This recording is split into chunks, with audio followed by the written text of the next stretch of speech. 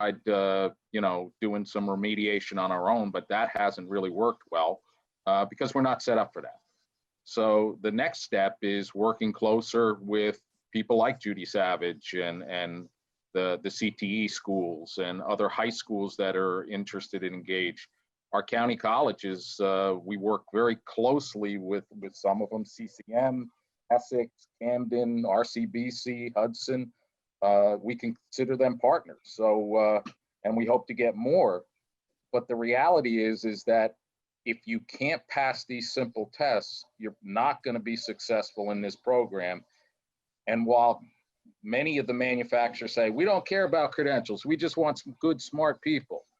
The fact is if they have this credential to start, they're more likely to be successful, as Patty said. Okay, thank you. Thank you, John. That was great. That was great. The one key point, partnerships. Partnerships are very important in this endeavor. We're really important to get that going. Okay, Lourdes, from the healthcare end, do you have thoughts on this, the healthcare side? Definitely, I do. Thank you, first of all, for inviting me to be part of this panel. I'm always very excited to speak about apprenticeships. They're very near and dear to my heart also, Patty. So that's something that I believe in and that I think is a great tool to be able to bring qualified candidates on board. For us, it's a little bit different because within healthcare, within the grants that we actually have three registered apprenticeships. We have the medical lab technicians, we have paramedics, and we also have the certified nursing assistants. Our programs are really geared to our internal employees, and those are the frontline employees. For example, an environmental service worker who would like to become a medical lab technician, or a phlebotomist who wants to become a certified nursing assistant. So for us, it is a little bit different. We do have an application process. We do have those requirements. It may be a little bit different because they have to meet performance evaluation. There has to be a certain period of employment. So, you know, and a letter of recommendation from their supervisors. But what it is different for us is that we have usually, our employees have already passed some sort of exam. So what we do is support them during the program. Many of them have not yet, have not been to college in a while or have not attended a program in a while. So what we do, we offer them support during this time, from professional development to being able to give them one-on-one. It's a high touch, like you and I were speaking, but it's a high touch. Apprenticeships are high touch. So dealing with barriers as they come. Life happens. For us, has been COVID. So dealing with those situations with childcare, also with accessibility to programs. But as John mentioned, one of our greatest partners are really the community colleges who are offering the program, and the New Jersey Consortium of Colleges, Council of Colleges, has also been very supportive, because we have been able to create a partnership where we spoke. Listen, COVID is happening. How are we going to address this issue? How are we going to help our employees go forward? Because many people say, within my organization, they came to me and they said, well, we have to stop training. Mm-hmm. And I said, no, we don't. We need training more than ever. So we went ahead and we changed, and we said, okay, so we have to have online training. So we have been working very closely with our partners, community colleges, and along with that, what we also have done to support employees, we have an extensive employee assistance program. We have many benefits. So we tie our employees to those programs to make sure that they're successful. Okay. So I'm proud to say, John, that our drop rate right now, I've only had 4 people who have not been able to complete our programs. That's excellent. Mhm. That's excellent. Yeah, that's great. Okay, thank you very much. But common theme here is that partnership, no doubt about it. Okay, to go back to John for a minute. John, for those who don't qualify, right, who don't qualify to go into apprenticeship, is there any remediation offered? And do you have any suggestions, ideas for those partnerships that could offer remediation services? And I think we've touched on this quite a bit. Yeah, we did, but it is a stopgap for us. You know, we were starting, as you know, Patty, because Patty's a key part of the team. We were doing remedial on our own. We were working with people after hours, on the weekends and stuff. We're not made for that, and it's ineffective, and it's not working well. So, you know, people have asked about GEDs and high school diplomas. The fact is that no, we don't require that. We just require 9th grade math test and Bennett mechanical. But a lot of companies require the GED or high school. That's something that we can't change, and that's their requirement. But Patty, to the end, we're starting to find out through the work that you know, Mike Marchetti and Forston and others on the team are doing. We're trying to find places where there is funding and support to provide the remedial support. We want this to happen because we know that through our work here and my 8 years here, that there's about 33,000 open jobs in manufacturing. 33,000, you know, across the state.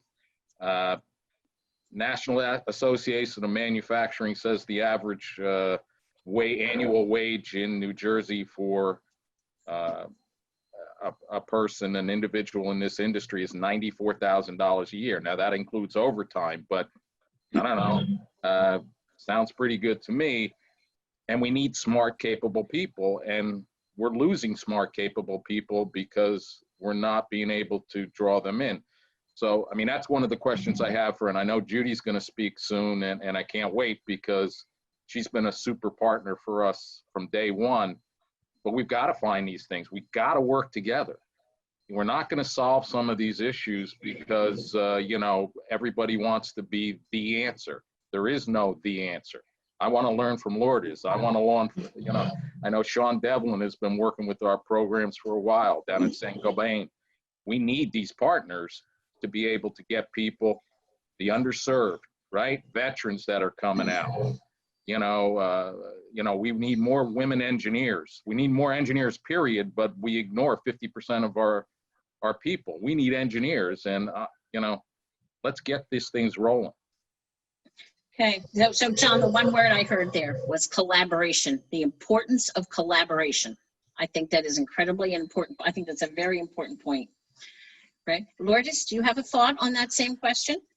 Oh, definitely. I think for us, what has been, and you say collaboration and partnership, when we find a student that is struggling or one of our employees is struggling and they come with us, to be able to reach out to the college and have that relationship where they have student success coaches, for example, they have that tool and that ability to go to them and be that partner with them and offer them remediation support, being able to address those concerns that the student has and offer that tutoring. I think that is key to us to be able to maintain our students within the programs, and that's why we have been successful, because of that collaboration with the student success coaches, with the tutors, and connecting students to services. That's most important, in having that relationship. That's great. So the connection of services, great. I'm taking little notes here as we go too, because I'm all into improvement. Okay, so we're going to move on now to an employer. So Sean Devlin is here from St. Gobain, and Sean, your organization selected employees to be put into the apprenticeship program. These are people that were working already at St. Gobain. what skills and abilities did they demonstrate that made you confident that they were good choices for the apprenticeship program? So for us, the biggest thing was that they had a willingness to learn and that they wanted to do the apprenticeship program. So we started, when we first posted about this, it's probably been 2 years now, with a list, and we said, hey, this is what the program's going to entail. You know, it's however many hours of in-class training and on-the-job training. You know, if this is something you're interested, you can sign up. We weren't trying to force it on anyone. So after we got that initial list, I think we had 9 people sign up. We kind of went through and selected based off of a few things: attendance, corrective actions if they had any type of disciplinary actions, and then, you know, how were they as a worker? Were they making good production? Was their quality okay? Did they have the ability to use our systems like Factivity and our ERP system QAD? And if they met all of those criteria and it seemed like they were willing to do this program, we selected them. The good thing was we didn't have to make too many cuts the first go around. So I think of the 9 people we had signed up for it, we had 3 or 4 that have been working for us for 20 plus years. I'm not saying that they can't learn anything more, but for us, this was more targeted towards people that are newer to manufacturing. So after we eliminated those first few people that had a lot of experience, it was very simple. And I think with NJMEP, we had the ability to put everyone in that first cohort who wanted to be in the first cohort. So that was pretty much how we selected the people for that first go around. Since then, we've had to get a little bit more selective. I know we have had a couple people that have started and then their attendance starts popping up. They have family issues at home. I know there's one guy right now, I think he'll be going into his 3rd different cohort because it seems like he gets 2 or 3 weeks in and then, you know, something pops up. But that's what we're really looking for, is the people who seem like they have good promise. So these are folks that went through your selection process to become a St. Gobain employee, and then they demonstrated performance, is what I'm going to use the word. They demonstrated their performance through attendance, through their work habits, their willingness to learn. That those are the folks that you put in, and I know that they have done well. Those few in the beginning ones, they've done real well. Okay, so now that they have completed or just about completed the program, what value do you see that they've brought back to the organization? I would say more so on the critical thinking aspect. These guys are a little bit more self-reliant than some of our other operators. They have the ability to solve their own problems. If they see a discrepancy on a drawing now, they know who to go talk to themselves. Out of the 3 that have completed the first cohort, all 3 of them have actually gone on to different positions since we started, which was pretty good. It's pretty rare that we have somebody who's able to move into a new role within, 18 months of being employed here. Usually it takes them about that to learn the machines they need to operate in our forming department. 2 of them have actually gone into engineering technician roles, so they're kind of helping out like more the thinking and design aspect than just running a machine every day. So it's nice to see that there is some self-reliance going on. We're trying to build a organization where people can do their own job and they don't have to rely on a lead or supervisor to help them out with everything. And I think the training that they received with the apprenticeship program certainly helped with that. That's great. Thank you. Okay, so the next question, that was great. So the next question goes to Sean and Lourdes. What would you say to other employers who are contemplating, do I want to dive into this apprenticeship piece? Do I want to do that? What would you say to other employers? So what would you say to them if they are considering and thinking about an apprenticeship program for their workers? So why don't we start with Lourdes on that one? I think the most important thing for us has been the involvement of leadership of our organization. Their support has been key to making this happen, because when it starts from the top, it trickles all the way down to the bottom. That's what I say. And that then we start with the executive leadership and it trickles down to the hiring manager. But I think what has been also important to us is the creation of the committees that support each industry, that each apprenticeship that we are that we have rolled out. For example, we have the medical lab technician. The committee is comprised of all the lab directors. So what does that mean? Across the system, what does that mean? The director knows the students that are going into the programs, and they support them, and they make sure that the student is being successful. Additionally, what happens with that, it opens us up to be able to have sometimes, and this has happened recently, to have the clinicals happen within our own facilities. Instead of having an employee go out and have to have a clinical in another hospital, another system, they actually can have it done within our facilities. And that goes the same for the paramedic program, and not for our CNA, but for those programs. So that those relationships has helped us do that from all the way up there. And I think the next thing is to really have a relationship with various departments. This is not a department, for example, an HR function. This is a function that really belongs in social impact, which is to, you know, to get those that are, you know, the underserved community. You know, many times we think, oh no, they're employed with us, they're not underserved. Well, yes, sometimes they are, Yeah. you know, and what are their barriers and what are we doing about it? So to just make sure that we're giving wraparound services to everything that we do and engaging our leadership and others, I think it's extremely important. Now, what are you going to get out of this? Engaged, increased retention, and increased employee engagement. Just on our first group, and we had an employee engagement survey, and we increased our numbers tremendously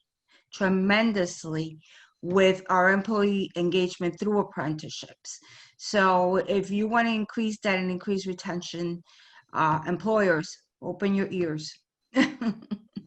That is an excellent point. The increased retention. That's an excellent, excellent point. Okay, Sean, I know you had some thoughts on this also. As you're waving your coworker, good. That's okay. Sean, you had some thoughts on this question. What would you tell other employers that are considering this? Certainly. So, to me, it seems like when you first go through everything, it seems like it's got to be a lot of work, and it's going to be a distraction for some of these people, and it might negatively affect their impact at how they're doing in the production floor. I would say that that's not the case. We didn't find that at any point in time people were complaining about having too much classroom time, or they were, you know, worried about their hours or their home assignments. It's really 1 day a week. I think that that's a sacrifice that any company who kind of has their head screwed on right can make. Obviously, there's extreme circumstances, and this COVID thing has kind of tested that for some people. But it really is not a huge commitment. I would say, you know, I consider it to be a lot of paperwork to have to submit every month, but it realistically only takes like a half hour a month to submit all the paperwork. You know, I know it can be a pain in the ass, but it has to get done for this program to work efficiently, and for the government to kind of get their, you know, full closure with everything. You know, that said, we kind of promised additional pay for folks. That's kind of helped out, as one of the folks I was mentioning who did move on to another role, he actually had a job offer with another company to go back into like an auto technician job. And because we had like a scheduled pay increase when they completed this program, we were able to maintain like a competitive advantage over that other offer he had and retain that talent. I think the value of the apprenticeship for keeping him here and bring some type of loyalty also played into it. I remember when the guy came in to talk to me about that and resign, he was like very upset that he was going to consider leaving our company. And that's not something we had seen in the past. So I would say that that's been a benefit. Cost wise, you know, for us, the government has kind of helped out quite a bit here. So we've given money to the people, but we've also received a lot back from the state. So a lot of the hours that were, you know, lost due to training were actually compensated. and we had even received some additional money from the government because we did have a high starting salary to begin with. So for St. Cobain, this has been like a win all around, financially, training-wise, retention-wise. It's very well worth the 8-hour-a-week sacrifice you're going to make for 18 months for these people to go to class.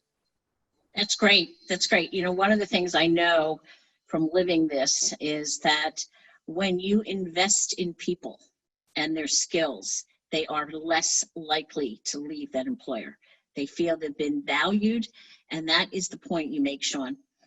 And Sean, you and I had a separate conversation about a week ago, and I want to make this point before I lose you to this panel.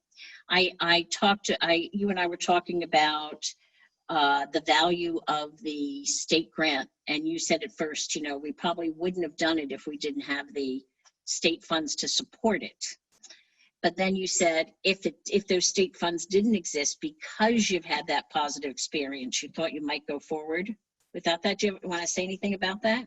Certainly. I mean, anything new, there's a certain risk involved. So I think if, you know, we've been approached and said, hey, we have this apprenticeship program, it's going to cost $5,000 per person, and you're going to have to pay for their 8 hours. They're here every day on top of it. It would have been a much harder sell. You know, we're a fairly large company, and you know, $5,000 really in the grand scheme of things is a drop in the bucket, but some things like that do get scrutinized by finance. So we probably wouldn't have submitted anyone that first go around. Maybe we would have, you know, had one person. Right.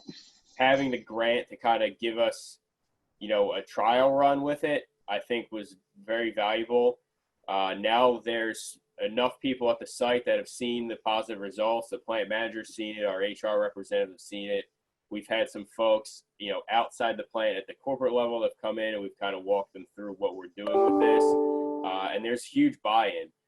We've been trying to push similar or like other plants, you know, that have the same hiring issues we have. Like John said, it's not unique to New Jersey, it's across the country. So we've been trying to work with one of our sites in Rhode Island to see if their manufacturing associations have anything similar. And I'll be honest, it's a hard sell for a lot of people because of that initial funding. So for us to get the money from the state so we could get it going here in New Jersey, definitely been a great thing for us. That's great. Thank you. Thank you, Sean. I wanted to make sure I got that point out that, you know, it helped. It helped your employers gain belief in it once they had that chance to experience in it. And that's important. That's an important point. And honestly, you know, to answer that question, we would certainly pay out of pocket if we had to, if the grant doesn't exist, to continue to put people in this program. Good. But because you've had such a positive experience with it, right? Okay, that's good. That's great. Okay, we're going to move on now to David and Judy. Even though I don't think David is in yet, Judy, we'll start with you on this. So for Judy, do high school students realize the need to be fully prepared for any type of employment assessment test? And what efforts have been made in education to prepare students for qualifying assessment tests? Can you speak to that a little bit? Sure. Good morning, everybody. Thanks so much for inviting me to be part of this discussion today. So as the executive director of the New Jersey Council of County Vocational Technical Schools, I am, you know, of course, really familiar with what our 21 county-based vocational technical school systems are doing in this regard. So let me start there first. And, you know, I would say that specific to manufacturing, but really across the board for all types of career-focused programs that prepare students either to go into an apprenticeship, to go direct into employment that's not necessarily apprenticeship-based, or to, you know, continue on. That is completely baked into what they do from the very beginning of the program. A career and technical, a career and technical education program is not just about providing the technical and job skills to prepare students for the program, but it's also about helping them to develop the academic competencies that they're going to need, whether that's, you know, mathematics or, you know, technical reading and writing. And it's also about the basic employability and career readiness skills that are absolutely critical for success. So a student who's in one of the many manufacturing related programs at a county vocational school is not only learning how to operate a CNC machine and some of the, the importance of tolerances and technical measuring and how to use CAD, but they are also getting all of that mathematics. And, every day they're being reminded about, the importance of things like showing up on time and learning to take direction. They work in teams. They're required to present and communicate. So, that sort of program, I think, is an ideal avenue to prepare students. But, the reality is, as much as county vocational schools have dramatically increased the number and scope of these programs, they're nowhere near enough to meet all of the needs of all of the manufacturers in the state. So obviously, their manufacturers need to work with other high schools where the students may not be in a manufacturing or other career specific track. And they need to work with community colleges and workforce boards to have a really broad base of candidates. Mhm. And I don't know, I can't say that a high school that doesn't have career focused programs in place is necessarily focusing on preparing students with the specific skills that an employer would be looking for to enter an apprenticeship or entry-level employment. So some sort of bridge from students, either some sort of bridge from high school to get students ready to enter an apprenticeship, or some sort of bridge to get young adults who are out of school and have been away from the math skills or any kind of mechanical skills After David. for a Oh, I'm sorry. year or 2 or 3 would certainly be very helpful, to the points that were being made earlier about candidates taking a test to get into one of these apprenticeships and just not making the grade, because these are not skills that they've really been prepared for. Right. Yeah, and Judy, a lot of what you said really, a lot of what you said, am I on mute? No, a lot of what you said really complements what Sean said. Sean was saying how he had his employees, they demonstrated the willingness, they demonstrated the attendance, a lot of the soft skills, not just the technical skills. So those soft skills that the CTE skills teach are so important that go along with, of course, the technical skills that they need. So that was good, very good. So David, I've seen that you're with us. So David, we were on the first question. Do high school students realize the need to be fully prepared for any type of employment assessment test? And what efforts have been made in education to prepare students for these qualifying assessment tests?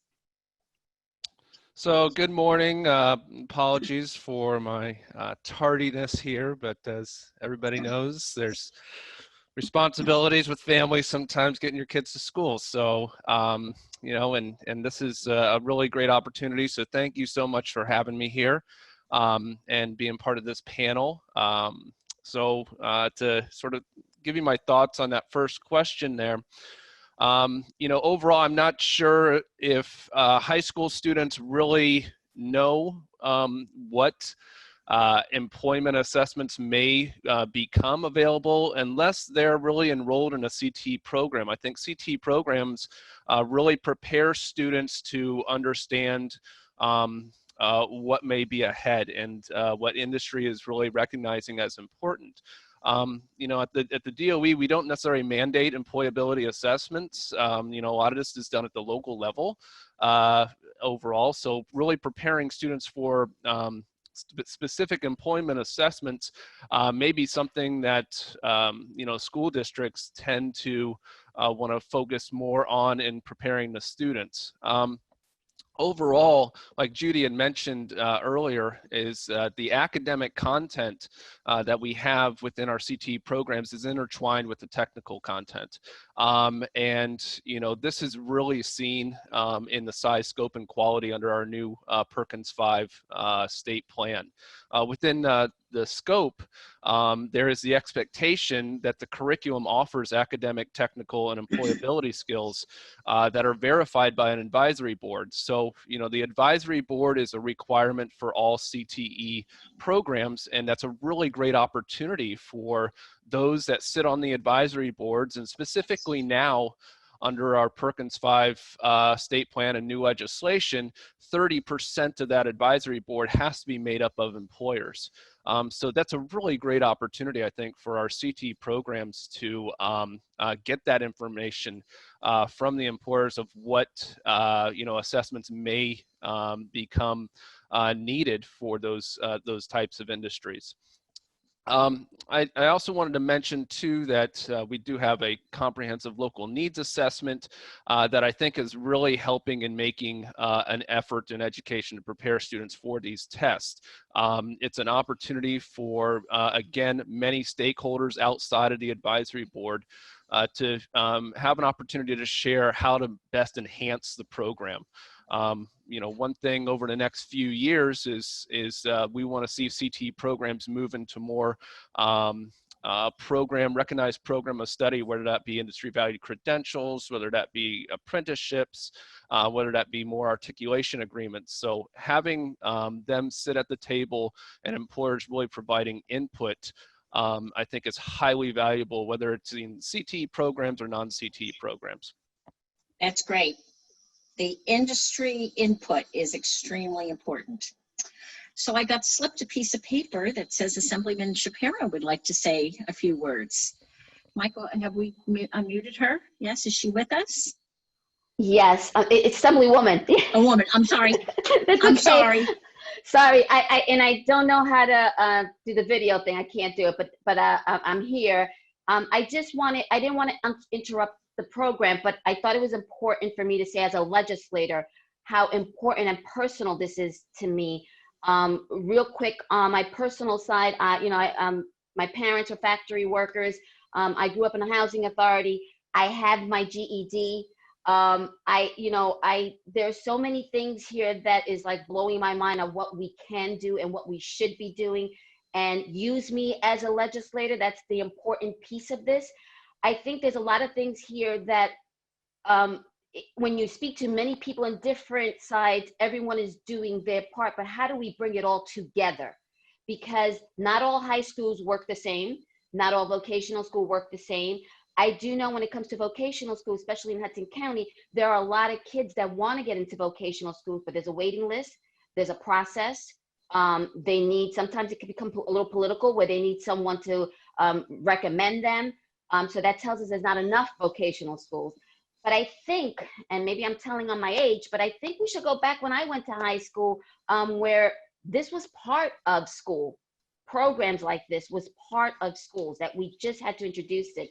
And I think too many kids nowadays, they are not cut out for college, and college is in their face at every school. This is what you have to do. You got to prepare for your college SATs. You got to prepare, you got to prepare, you got to prepare. And we let other wonderful programs slip through the cracks. And it's almost like a stigma, right? You just kind of say, okay, I'll go to college, fine, okay, I'll do it. And when they have mental stress, or they can't cope with college life, or they feel like, this is not what I want to do, I still don't know what I want to do, and they fail and they have student loans, they come back to these programs, and it's almost like, I didn't make it to college, I wasn't cut out for college, so I'm making it now, I'm going to be an apprentice somewhere. And I don't think that's right, because these are great jobs. My son, I have a 20-year-old who went to St. Peter's Prep, who went to William Patterson, who then said, college is not for me, and is in limbo still. He's still in limbo. He's a smart young man, but he's in limbo. He doesn't know what he wants to do. He knows he wants to work with his hands. So I said, okay, we got to get you in some kind of apprenticeship, some kind of training. But yet he still is hesitant because that world was never introduced to him. So he's afraid of failing. Even with that, he's still afraid of failing. And I think we have to catch these kids early on. real early on, as soon as they enter high school, start talking about these programs and be proud of these programs, because we need these programs. Look, COVID, I mean, a lot of jobs have come to light as essential workers, and I'm saying they were always there. We just never highlighted them. And I think it's very important. And as a legislator, maybe we need to have that platform to say, if we have to do legislation that it's demanding that high schools do this, high school has so many other things that we're putting on them. We need to give these opportunities to the kids, and especially to kids, boys and girls, 18 to 25, that are out there that are lost, completely lost. And some of it is just insecurity, that they're not sure if they are quote unquote smart enough to pass this, and they can. It's just new to them. You know, when they're young, I know when I was young, anything new, I was hesitant just because I was afraid to fail. And it's not just a class that we need to keep telling these kids this is an opportunity. You'll get a lot more kids interested, because if it's education and it's a talking piece, you'll know. I mean, how many times have you been in a chorus class? There's some kid that has to take the class, and all of a sudden they discover they have a voice. Yeah. And they're like, oh, I didn't even know. So it's the same concept. We just need to do that. And it's not a yes, social justice is one of this piece, but it's just not in poverty areas or giving an opportunity. It's across the state. There are kids with master's degrees that are still not wanting to do what they want to do and are willing to do something like this. It's just finding yourself. So I just wanted to say that, because I don't want to be on this. I really want to be a partner, and it's important to me to kind of connect this to New Jersey students, to New Jersey people, just not kids, but just anybody that wants to change and make money. And this is a great opportunity to make money. So Well, that's what I want to say. I didn't want to take you off course. Sorry. No, that's okay. It actually came at a perfect time, and I really thank you, Assemblywoman, for speaking. And we heard your passion, and we're singing many of the same tunes. I think David Patty? and Judy sing the same thing. Yes.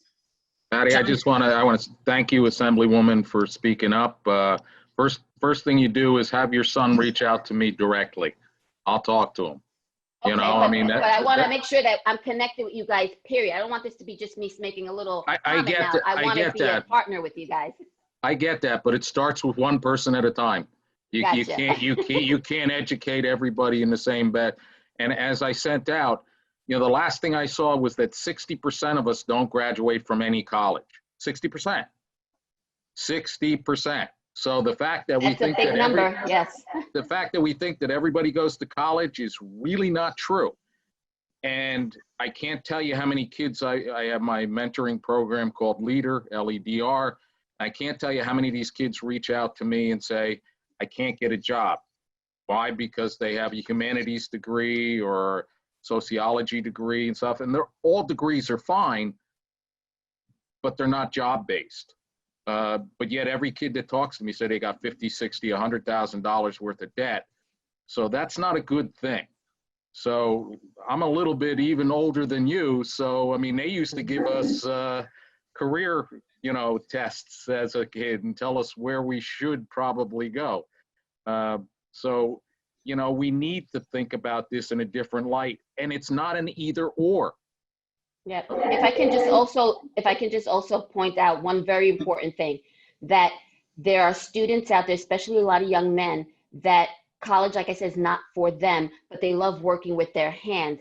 And I've seen kids mentally, it's a therapy for them when they're doing something, working hard and doing something with their hands, or finishing a product or creating something that they feel good about and getting paid for it. So that's another piece of it too. It's a mental thing too, because not everybody is fit to be in an office or fit to be doing any kind of academical thing that they have to do. This is their people that really want to work with their hands, and it's a mental thing. I mean, we have contractors that build things, and they have this sense of pride, and it's just fulfilling in a lot of ways. And I think we need to also make that very clear, that our kids need to know that there are so many opportunities out there, and it is no fault to anybody, because it takes a village.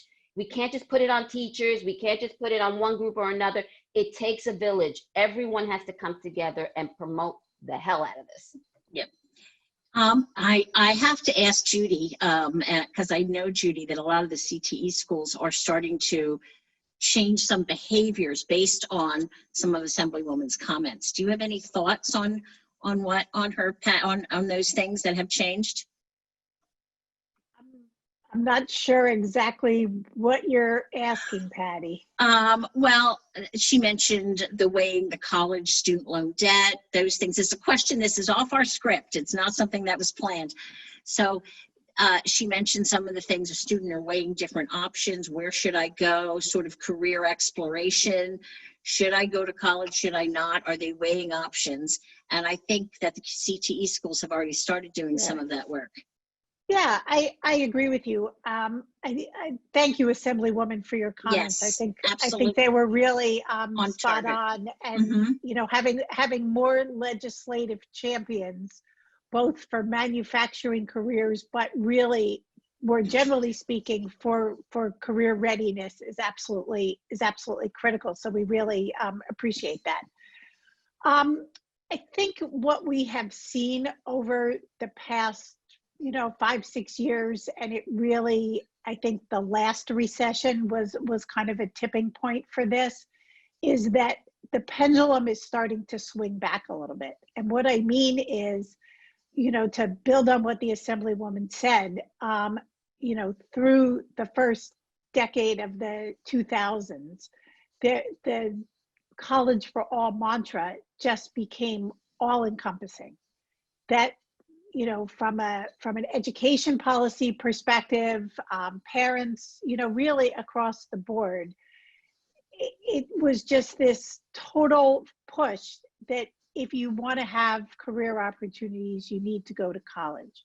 And what we saw during the recession is that all these students who followed direction and went to college, but not necessarily with a strong career focus, ended up in in the worst possible position of carrying a lot of debt and not having a clear career direction and not being prepared for anything. Even whether they finished a degree or whether they didn't finish a degree, they were kind of in limbo.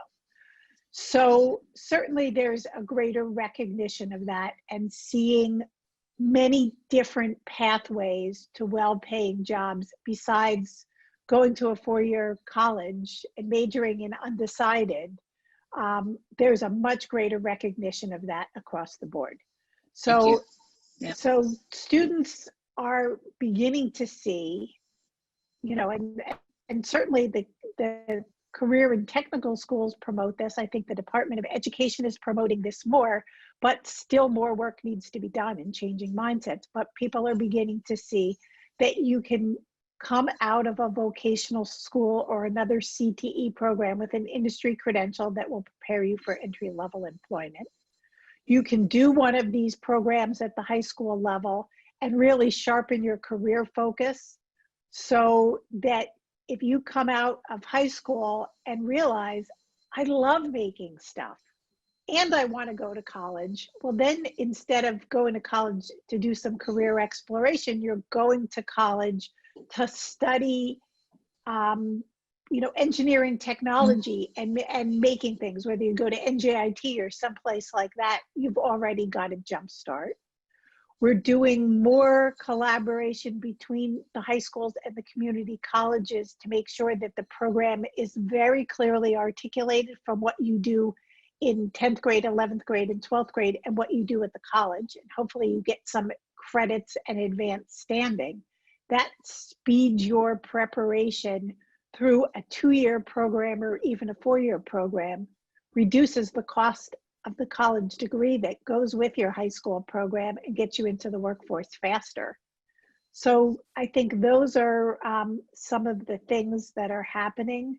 But I do agree that there needs to be a continuing and much broader based conversation involving guidance counselors, involving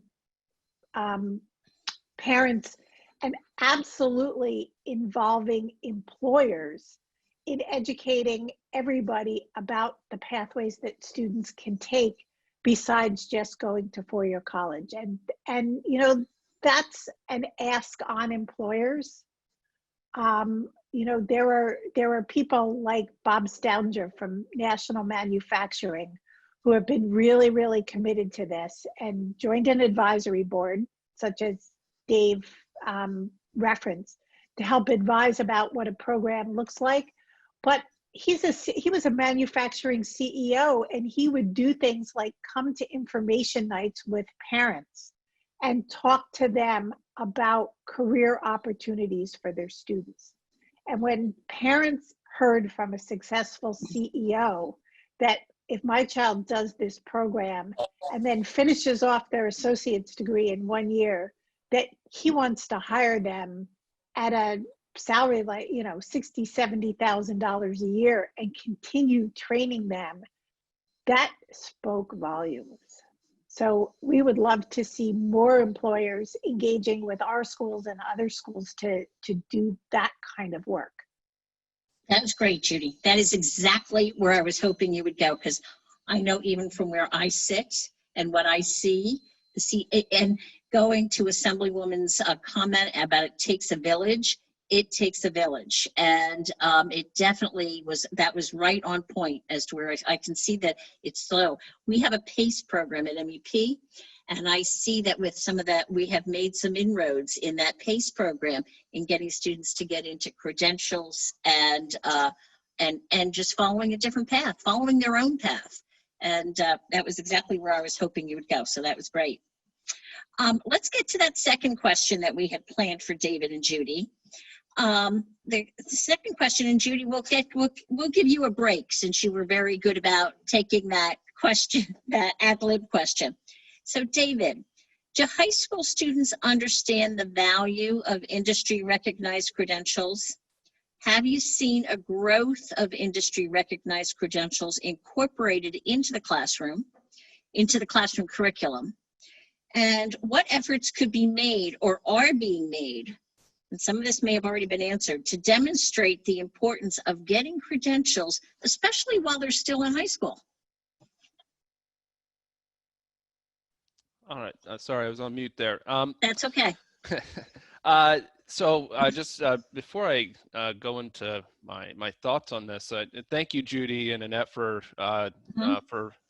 what you guys were just talking about, because you know, everything you said is just right on. And I think here at the department too, you know, we're feeling those same things, and you know, we're really focused on, you know, this new act that's really this is really sort of in line with this with your question too, Patty, is, you know, how we're thinking about programs and the direction that programs should go. And within our new state plan, and I'll reference that several times because really, you know, it's something that was just released several months ago and approved at the governor's office. And it has really the direction that we feel as a department that CTE should go. And so for those of you that might not be aware, it is on our website.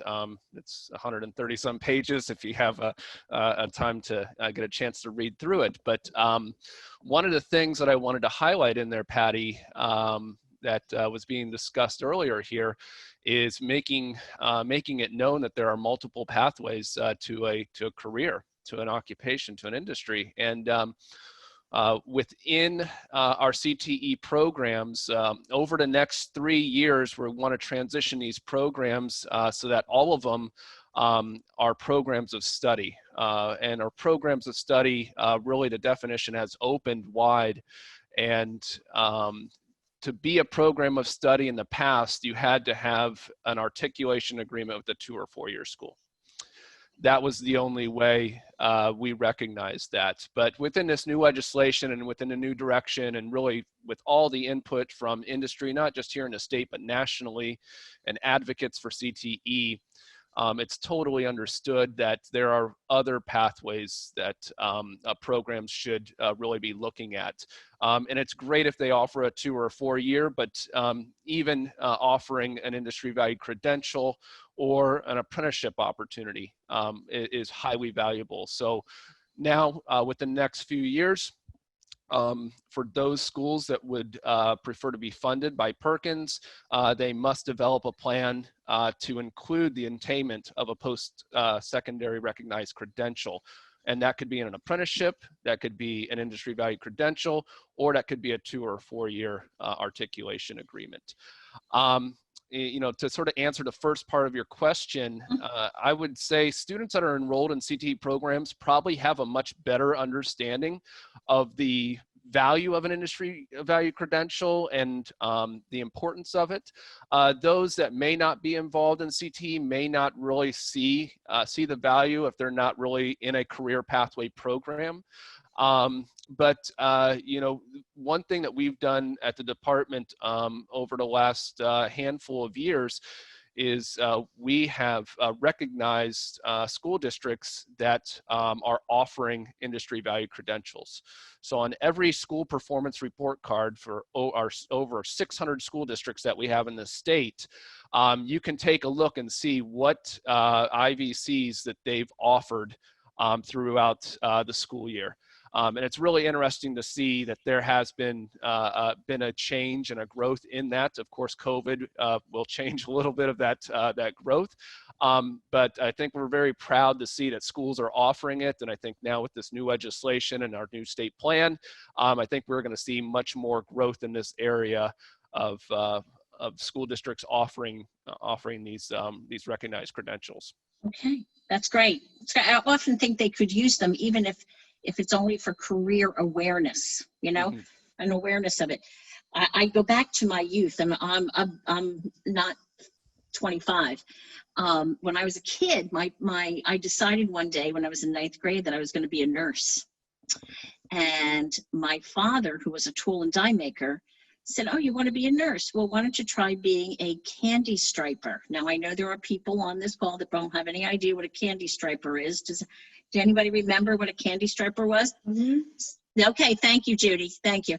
So my parents sent me to a local hospital to be a candy striper. And I'm going to say I lasted maybe 2 weeks as a candy striper. And I said, I am not going to be a nurse. Came back and said, that is not for me. So knowing what you don't want, I think, is also a key. And I think knowing that piece, so you could use the industry value credentials to say, hey, this is something you like or you don't like. You know, it's not we all are not made to be everything. So it's interesting. Yeah. Okay. Patty, can I just add one more thought on that? Absolutely.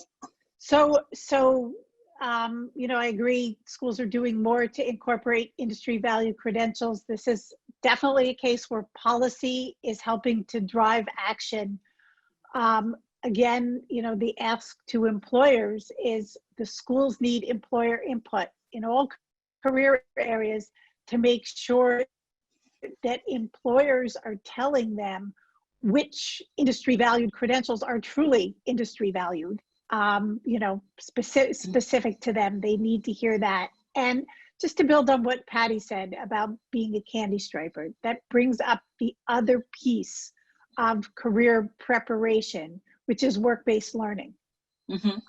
And, you know, particularly with manufacturing, but it's for everything. We need more and more and more opportunities to get students into real world work-based settings, to see what it's all about, to see what it's like. And that cuts two ways. When we get students out to a site visit, even, you know, or a job shadowing, even in advance of taking on a real work responsibility, it enables them to see either, wow, I never thought manufacturing was all about this. This is really cool. This is really fun. Or it enables them to see, gee, a hospital is a scarier place than I thought. Maybe this isn't for me. So it cuts both ways. Both are valuable, both are important. But the schools can work with employers to get students into those opportunities, but they can't just create an opportunity for students to visit employers on their own. So I just want to reiterate again that the continued partnership with employers is absolutely critical to these efforts. Schools are willing, but they can't do it alone. Yeah. Now, and I know I have Sean here, who's our employer from St. Cobain. Sean, this isn't on our agenda either, but since Judy brought it up, I know that St. Cobain has a partnership with the local CTE school. I remember hearing about you have interns upon occasion.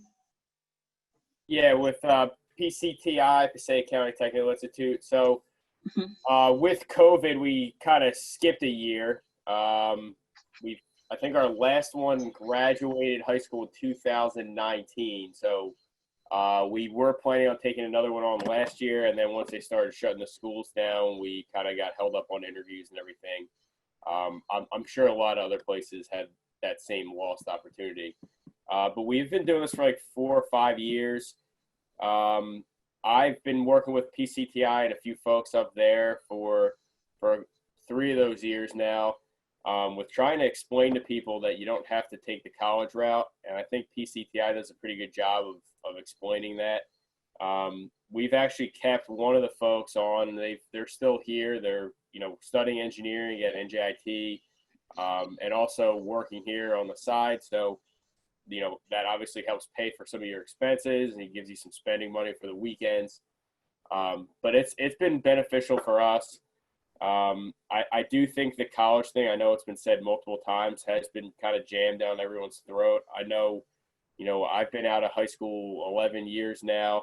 And when I was there, the guidance counselor was college. And, it worked out for me, but it's certainly not for everyone else. I'll be honest with you, when I do take applicants and interviewees here, if they're on the younger side, I kind of look for people that are in high school or right out of high school. And if they'll come out and work for us for 2 years until they decide what they want to study, that's great. I'd rather have somebody do that and be successful than to go right into something and not know what they want to do and spend all this time and money at college and then hate their career for the rest of their life. So we've actually had 2 or 3 people that have started here. They work for a year or 2. One of them just joined an electricians union, I think IBW, as an apprentice.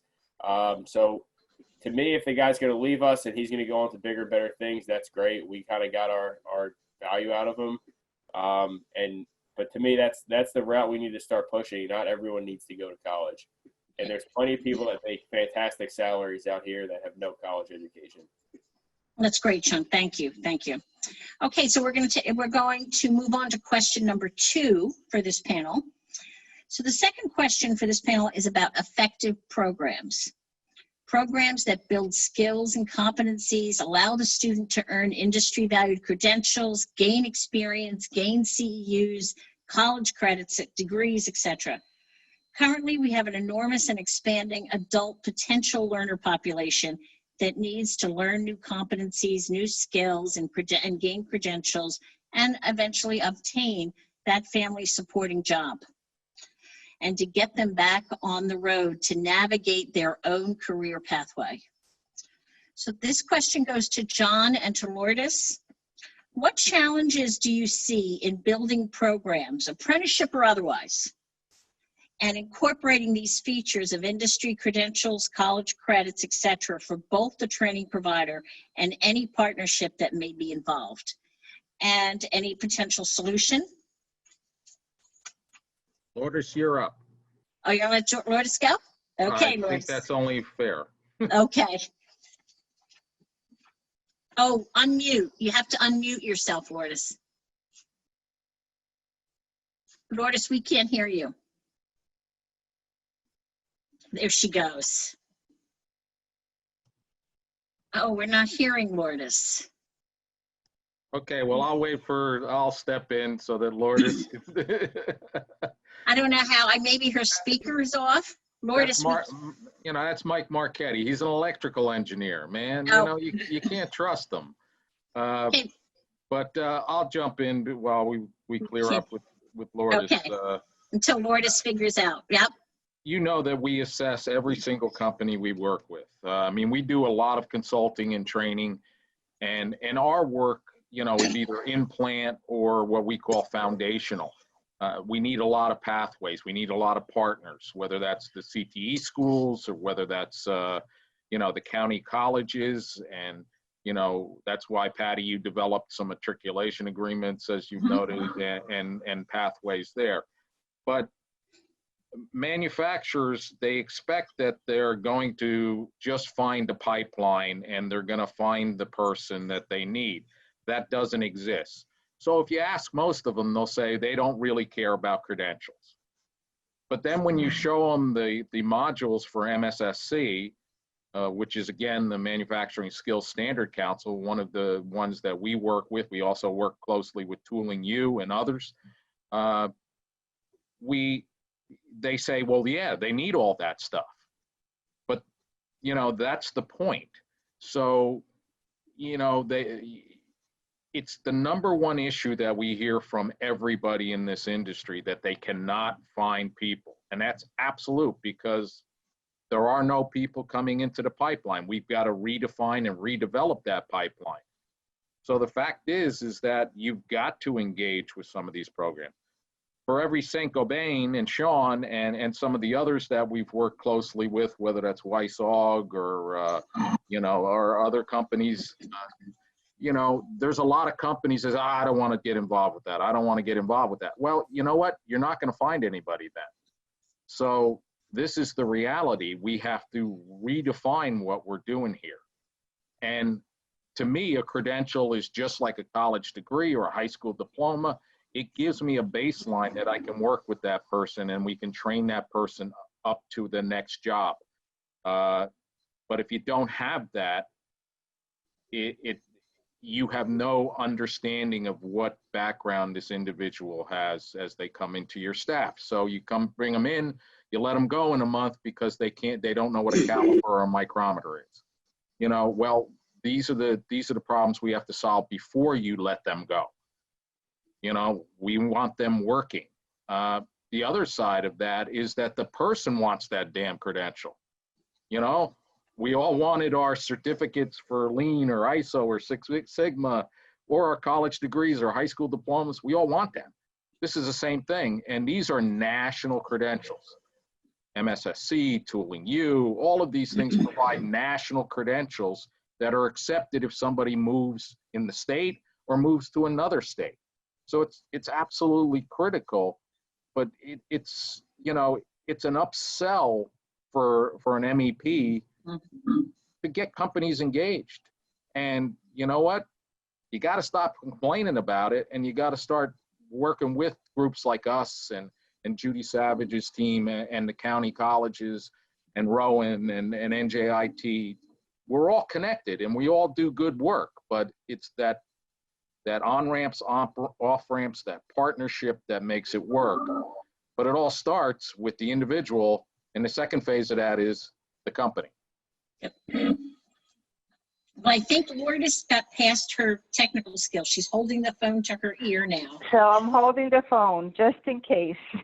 Okay, so Lourdes, go ahead. Do you want to respond to that question? Definitely. I think it is critical. It is critical for the growth of anyone's career and to put them in the right pathways, to be able to provide them CEUs to continue their education. I think when we're not open to this, we are blocking the future growth of anyone. I'll give you an example. So for example, I may have a certified nursing assistant who wants to go into a nursing program, wants to become a nurse, or wants to get their associate's degree in radiology, or, you know, continue with occupational health. The fact that although that past education is ignored, is a disservice to anyone who is.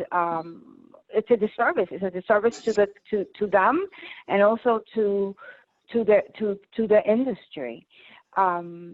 I think that if we want to create career pathways, if we want to make sure that people are movable and that people are able to go from one career to the other, we have to remove that barrier.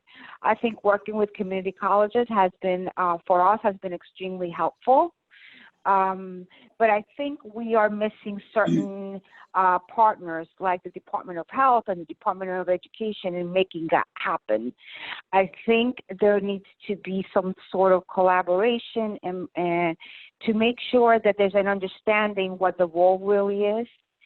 And I think that is the main challenge we have, that many people do not know the real core competencies of that industry. So that is an issue that we are continually addressing through our policy department, through ourselves as training, and we need to make headways in that. Okay, very good points. Very good points. So the need to make sure that there is a recognition of what the core competencies are for that industry. I think that is a very important point. Okay. Let's move on to the second question. What do you suggest? What do you suggest to training providers who have a program but have not incorporated industry recognized credentials, CEUs, outside experience, work-based training, anything into that program? Any suggestions for them? Why don't we start with John? Well, I mean, herein lies part of my issue, a big part of my issue. Part of it's the exposure factor, Patty, and part of it's the understanding of what's available and what's out there. And while we do great work on some areas, we don't do good work at all in other areas. And that's, exposure to career pathways, whatever that pathway might be, whether it's college-based learning or whatever, we do a poor job of that. The companies, and I own two, so I'll take my hit as well. We did a poor job of continuing to remind the educators of what we needed in people. We just thought that there was always going to be a flow out of the high school, and we're, at the end of the day, it sounds silly, but we just don't work well together. The whole system. And I praise the DOL for some of the work they've done with the industry partnerships. I praise the work that they've done in the apprenticeship programs. The US DOL has done a fine job, but there's still these gaps that we're not dealing with each other. And that's something that's got to be solved, because to me, that's the crux of everything. If we cannot work, cross-pollinate, if you will, then this doesn't work. And companies are going to leave the state, and I'm battling several. If you've read the papers this week, I'm already battling several that are deciding to leave the state, and they don't all need the guys that are good with their hands. They need engineers, they need technical salespeople, accountants, marketing people, finance people. And being good with your hands, as I noted in a remark, is you got to be good with your head first, or else it doesn't work. So you need everything. What did he say? Yep. Okay. Good. That's great. Yep, you do. You do need everybody. Lourdes, do you have a response to that one? Definitely. John, I agree with you fully. I think that the most important thing we need to do is to remove the silos that we're living in, and just cross over and just be able to listen to each other and value each other's experience, and sit around the table. And instead of trying to, this is mine, this is mine, this is mine, really look at the benefit, what we are trying to accomplish, and to have a common goal. I think I've spoken to the DOL about this. I've spoken to the Consortium of Colleges. I've even spoken to the Department of Health. And I think for us, the challenge has been able to cross those silos and get to the right person. Many times for us, for example, trying to get a program rolled out, or something approved, or have one of our sites approved as a training center, it is so there are so many layers that it makes it almost impossible. And I think we need to get around the table and understand each other's reasoning of why things are done. I think we need to remove the barriers and close those silos. I keep saying that. And I would love to be a part of that one day. Removing silos, very Yeah. important. Go ahead, John, I'm sorry. Well, I think that Lourdes brings up a great point. I think that's what the SETC Apprenticeship Committee has started in breaking down some of those silos. But there still remains. You know, I've been here 8 years now, and I was amazed at how hard we had to work to get schools to talk to us. Thank goodness for Gail Spock over at NJIT and Ray Vicari, who worked with us first. And then, County College of Morris started the relationship, and Essex and so on. So now we're showing that we're teammates, we're not competitors, because there's a role for every group that's here, and it's an important role. And we need to feed. When we're talking about STEM, we're talking about what Lourdes needs. We're talking about what our industry needs. We're talking about what supply chain needs and logistics needs. We're talking about all these, pathways, and yet we do fight each other still, where we don't, we don't work enough together, and that's something that we talk a lot about, but we need to make sure that it happens more. And I'm sorry, I'm starting to preach, and I'll stop. No, that's So okay. I would like to, so Patty, if you don't mind me. No, so go ahead. this is Yes. 1 minute. Okay, so this is an experience that we're currently having.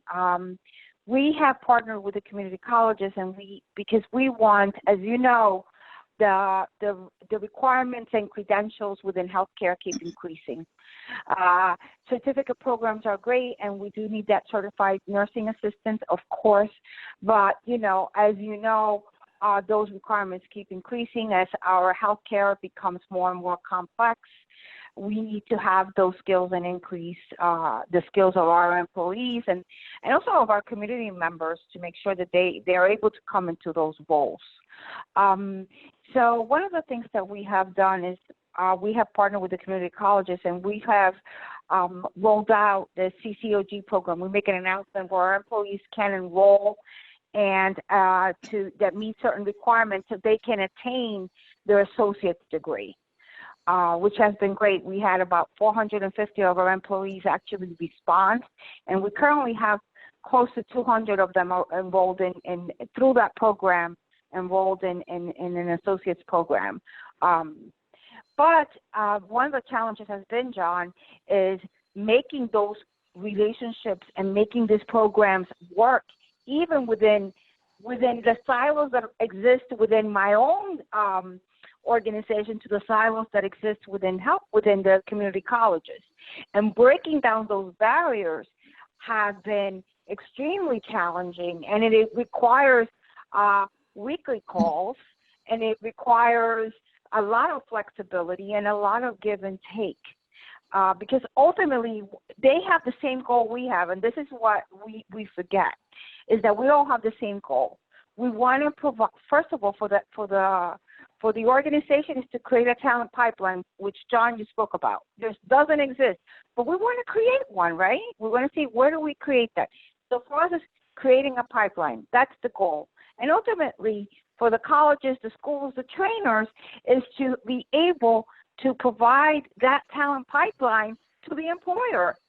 So, somehow we all have to work together, and we have been doing that, and it has been challenging, and we still have those challenges, and we're on the phone. I am telling you, we are on the phone on a daily basis, 3 and 4 times with our partners to make sure that this works. So that is the dedicated work that needs to be done in order to be successful. And I'm wondering, are we ready to do that? Are we ready to do that? Very good points. Very good points. Oh, that goes back to my very first point of the desperate need for partnerships, and partnerships that want to collaborate.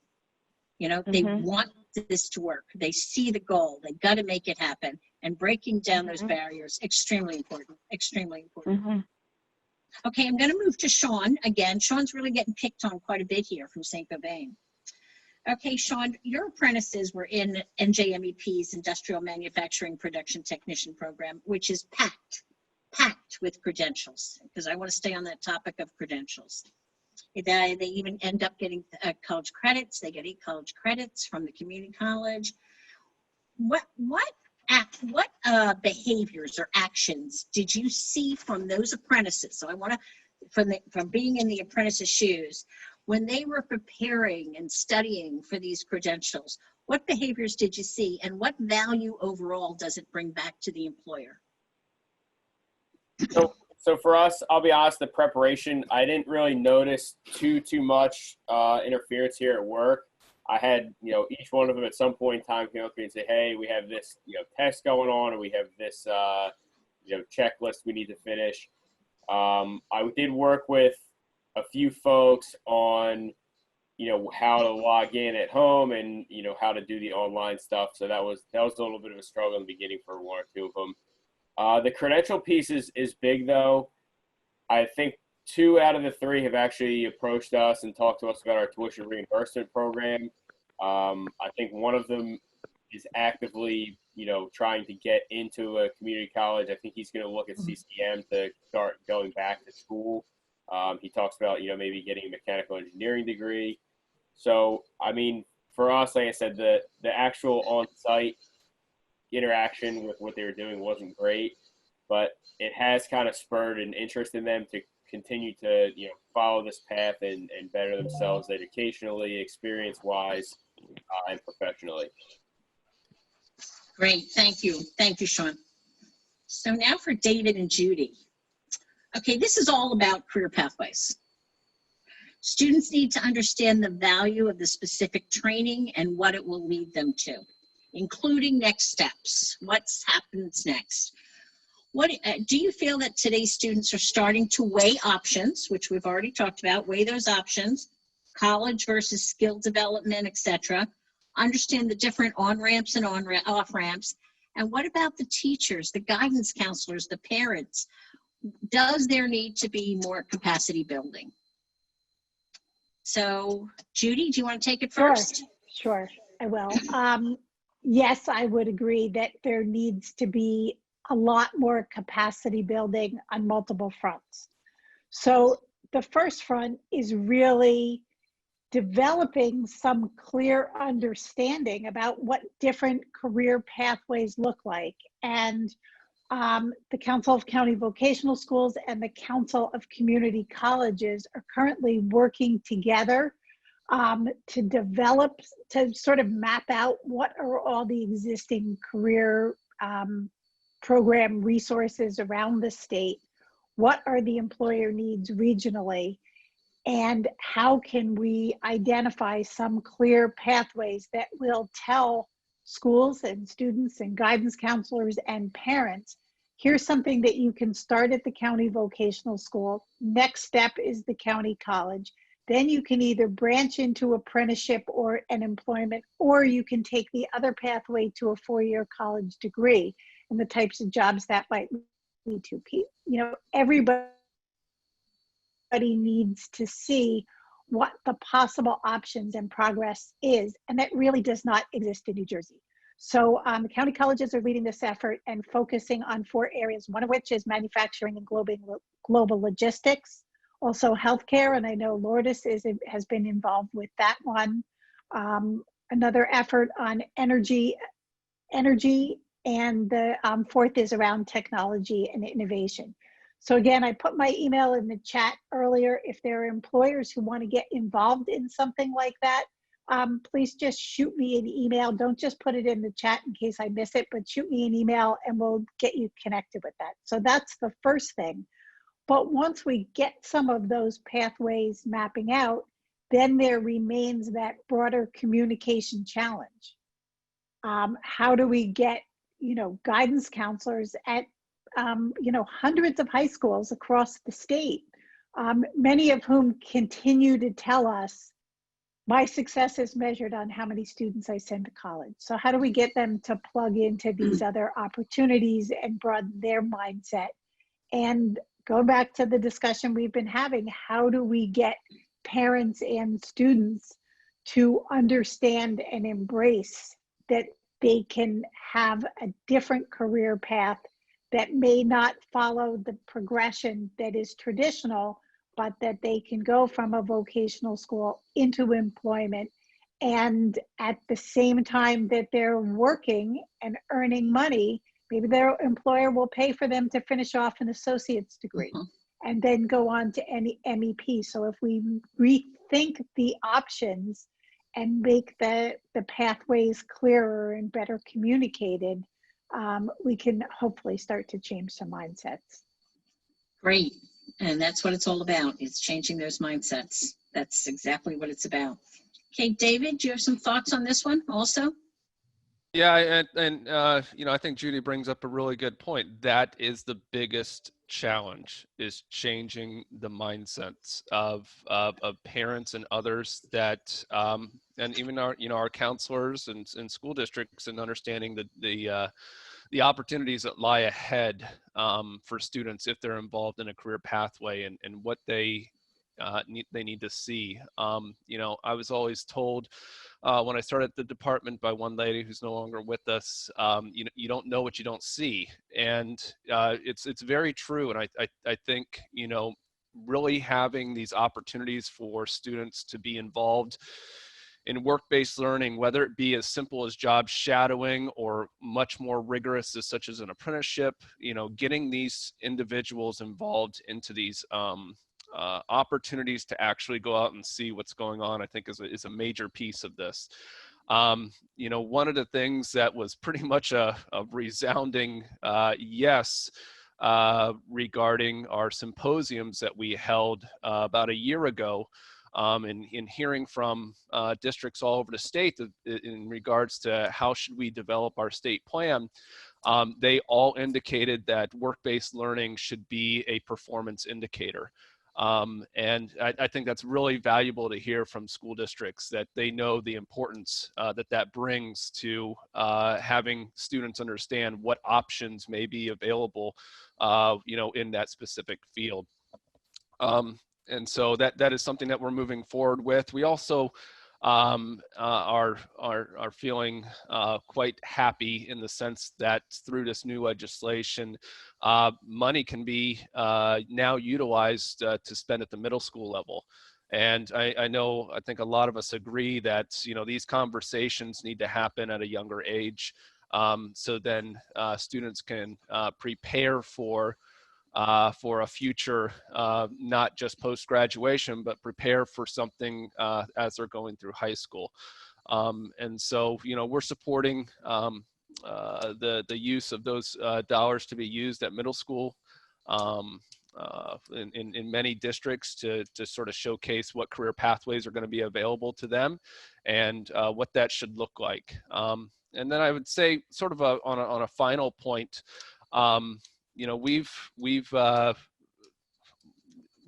really seen that the importance of true training in occupations, and very happy for the New Jersey Apprenticeship Network, for the SETC apprenticeship committee that's being formed, and sort of just, you know, even you know, the governor having a lot of initiatives with apprenticeship. And so at the department, we will be having apprenticeship now recognized as a pathway on the school performance report card, which I think is really valuable, that it doesn't just have to be a 2 or 4 year degree, but that the school district can get recognized for having an apprenticeship program and having students enter those post-graduation. So, you know, it's really, I think, to the beginning of my point, the biggest challenge is really changing that mindset that, you know, that Judy brought up. And, you know, there are certain ways that we can do that. And I think it's a really good opportunity for all of us to provide that input and seeing how we can make that change for the better of our students and our industries. Okay, great. Thank you, David. Very, very important points, especially changing that mindset. Boy, tough thing. Well, I know we are past time. So I know we are capturing questions in the chat. So it is right now 9:38 according to my clock. So we'd like to start panel 2. Can we say 9:45? I'm looking at Mike, my producer. Is that a good time? 9 says people who need to run to the restroom. So, so at this time, we'll stop And we'll prep for panel number 2, which will start at 9:45. Okay, and again, we are capturing those questions. We hope you all stay around and just take a little break for a few minutes. Okay, thank you. Okay, welcome back. Hope everybody had a good about 10-minute break. So welcome back to Apprenticeship Pathways and Speed Bumps and the Road to Progress. Our second panel today is going to look at question number 3, company engagement, and question number 4, funding streams. So panel number 2 consists of John Kennedy, CEO of NJMEP, Jim Manning, who's substituting for Nicholas Toth, who's the State Director of Apprenticeship, Mike Delisio, the principal of Mike E. Delisio Consulting and presently the HR lead for Bruker OST and NJ Spotlight News, Jane Armstrong, the board executive director representing the counties of Morris, Sussex, and Warren, Hillary McCarran, the manager of port policy and training for the Port Authority of New York and New Jersey. Many employers today are using work-based learning as a solution for developing a skilled workforce. Work-based learning comes in a variety of forms: apprenticeship, mentoring, co-ops, internships, and so on. Quality on-the-job training programs can represent scalable solutions that can keep the workforce ahead of the curve. With millions of Americans stuck in unemployment and underemployment, employers are exploring their options in how to close their skill gap. Many are discovering the best way to create their own workforce pipeline by aligning with government and workforce development boards, training organizations, and employment-focused groups. Work-based learning generally involves a public-private partnership and can have a dramatic impact on the outcome of workers trying to develop those new skills, find a new job, grow in their career path. This is all about career pathing. And of course, we've seen that firsthand with apprenticeship. So this first question, number 3, goes out to John, Mike, and Hillary. So the first question is, we believe that employers want to help their employees gain new skills, competencies, and credentials, and ultimately help the company move in a positive direction. Besides money, what other roadblocks do employers face in developing their current and future employees? Besides money. So John, do you want to take that one first? Well, in business, everything is money. It's just the reality. So when you think about it, time, it's time off the floor, time off production, and so on. That's difficult for them.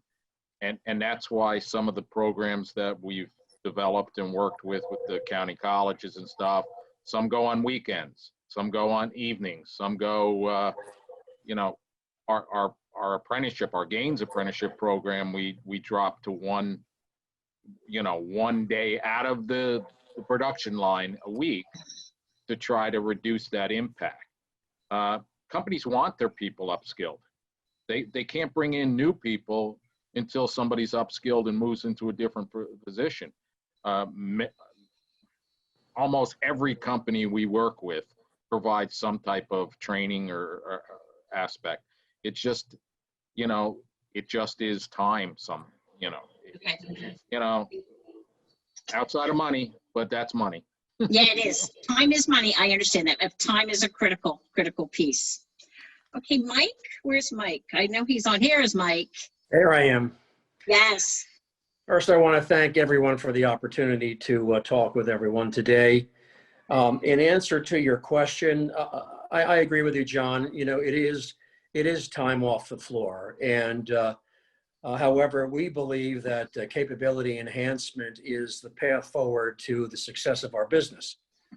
And so when we decided to have an apprenticeship program, we needed a commitment from our entire leadership team and all of the individuals on the floor to help us make this a successful program. And so what we did is we actually paid overtime to individuals to take part in the program that NJMEP was kind enough to help us with. And so, because we have that kind of commitment to our workforce, and it's in our best interest, because we know that by upscaling the skill levels of our employees, our attrition level is going to go down, our productivity levels are going to go up, and it's in our best interest to do so. So yes, time is a factor for sure, but commitment and getting buy-in from leadership is crucial to making this a successful program. Thank you, Mike. And that's also a point that was brought up during panel 1, is that top-down commitment. And I can't remember who made it anymore, but it's one of my points here that I have in my cheat sheet. I'm keeping little bullet notes. That top-down commitment is extremely important, but time, definitely, time off that production floor. And we know time is money, no doubt. Hillary, if you'd like to make some points on this question. Good morning, Patty. Yes, Good morning. thank you. You're welcome. And thank you for the opportunity. I believe that employers need to consider their long-term goals and establish accompanying strategic hiring plan to accompany these business goals. So here's how we're overcoming that roadblock at the Port Authority of New York and New Jersey. We embarked on efforts to develop a 30-year port master plan. And this master plan is a comprehensive and flexible roadmap that charts the course for future growth and development within the Port of New York and New Jersey. The maritime industry, the business sector that I reside in, is going through a transformational period where the range and pace of technological and operational changes call for our organization to put in place collaborative solutions to improve throughput capabilities and efficiencies. So our PMP provides strategies for addressing and developing opportunities to confront these challenges, such as the aging demographic of our workforce or shifts in competencies that are going to be required to guide us into this new era. We're trying to present a proactive roadmap for the future that's adaptable and that can change over those 30 years. And if I could just apply an example of how we're doing this, last year, our agency began a series of meetings with the terminals, our port tenants, and even a power company in New Jersey to set the goals for replacing diesel and gas-powered machinery and vehicles with those powered by electricity. In fact, one of our tenants, Best Transportation, has already purchased its first yard tractors in the port. But you see, incorporating the latest technologies to reduce these emissions means that we have to adopt our operations and our facility requirements for our employees. They have to have a new set of technical skills, diesel versus electric mechanics, for example, and they have to adjust to operations to manage this whole process. That's okay. That's a great example, and you made 2 good points. Aligning with your goals, your strategic long-term goals, incorporating that training into that, and align. And you also make the point of collaboration. Again, collaboration that we heard also again during that first panel. Working with others. And that is extremely a key piece. Okay, thank you very much. Okay, second question for John, Mike, and Hillary. Now let's talk specifically about apprenticeship. As we know, apprenticeship involves structured on-the-job learning and related technical instruction. Apprentices are active learners in their workplace. What do you see as the roadblocks employers face in growing apprenticeship in New Jersey? How important are the government incentives, especially during these COVID times? And hopefully, eventually, we'll get to the COVID recovery time. So, John, do you want to start that one? Okay, I'll put on my, I owned an engineering company and a manufacturing company in New Jersey in my lifetime. So I'll put on that hat. One of the biggest issues, obviously is is having the right person be that mentor, to be able to help that apprentice. It can't be the plant manager and so on. That's why, you know, we've developed mentoring training programs, but we also know of a great one that the German American Chamber has. And again, I don't see us all as competition. I see us as teammates. So you need that mentor in that building to be able to help that person along. And the OJT's got to match up with the apprenticeship.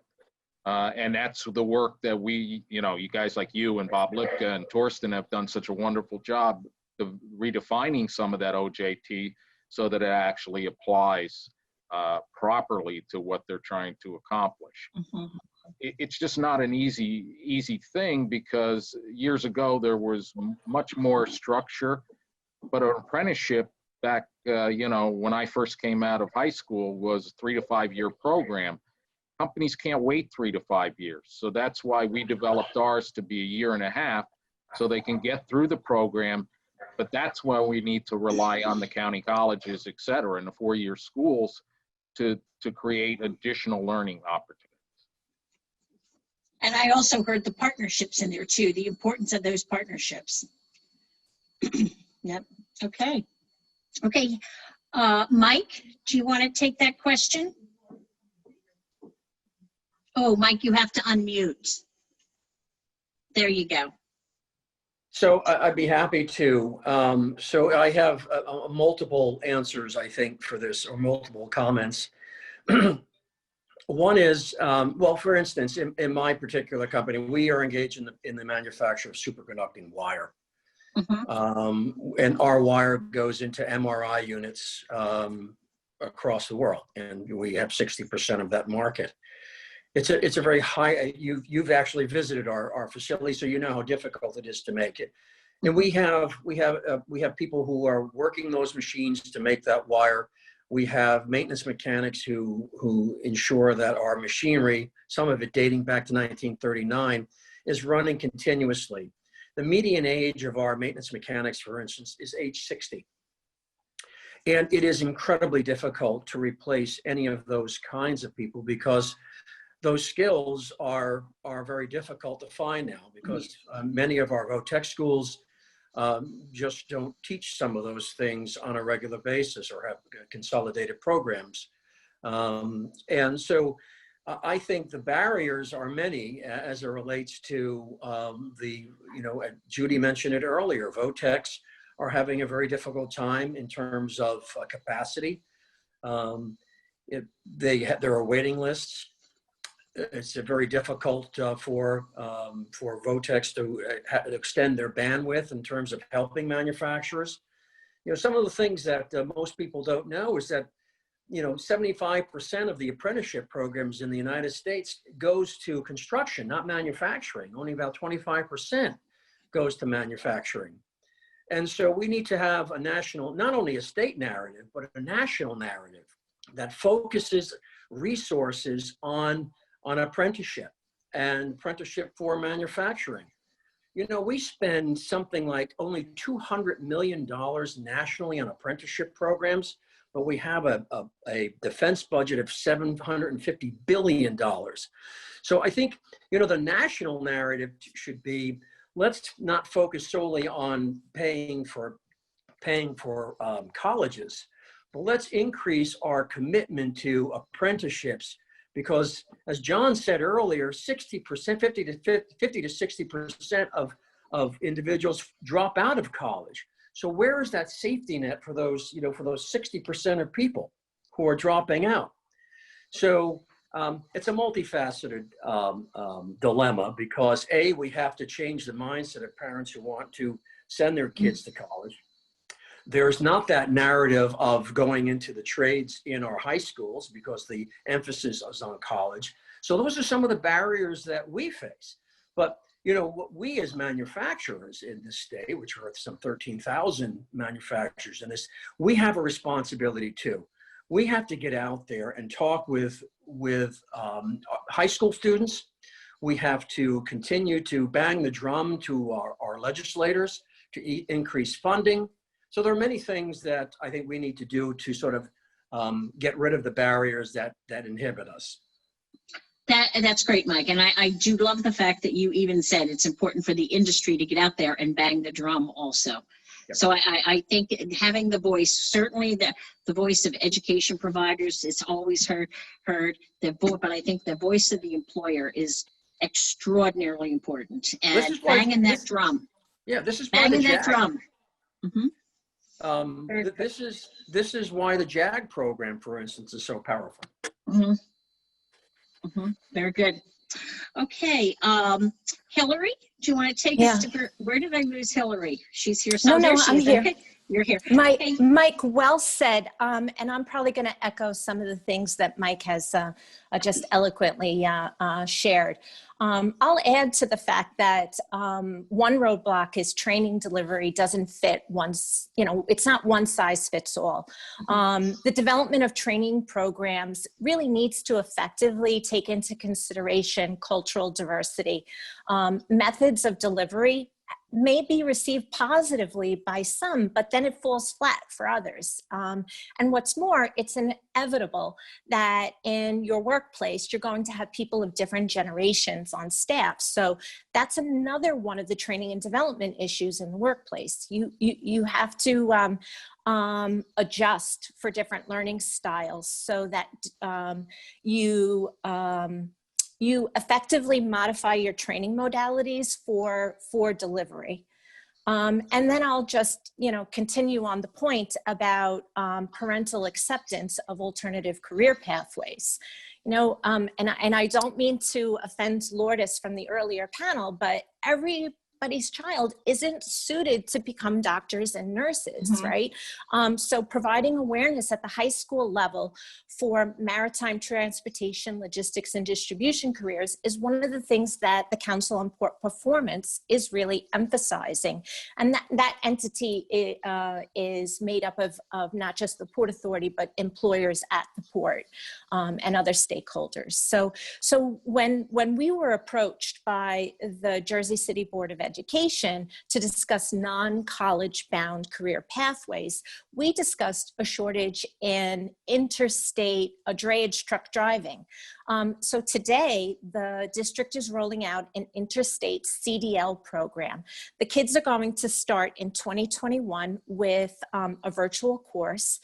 And then this is going to be followed by vehicle instruction that comes from some of our port partners to prepare the students, because the FMCSA is going to soon be rolling out an under 21 pilot program.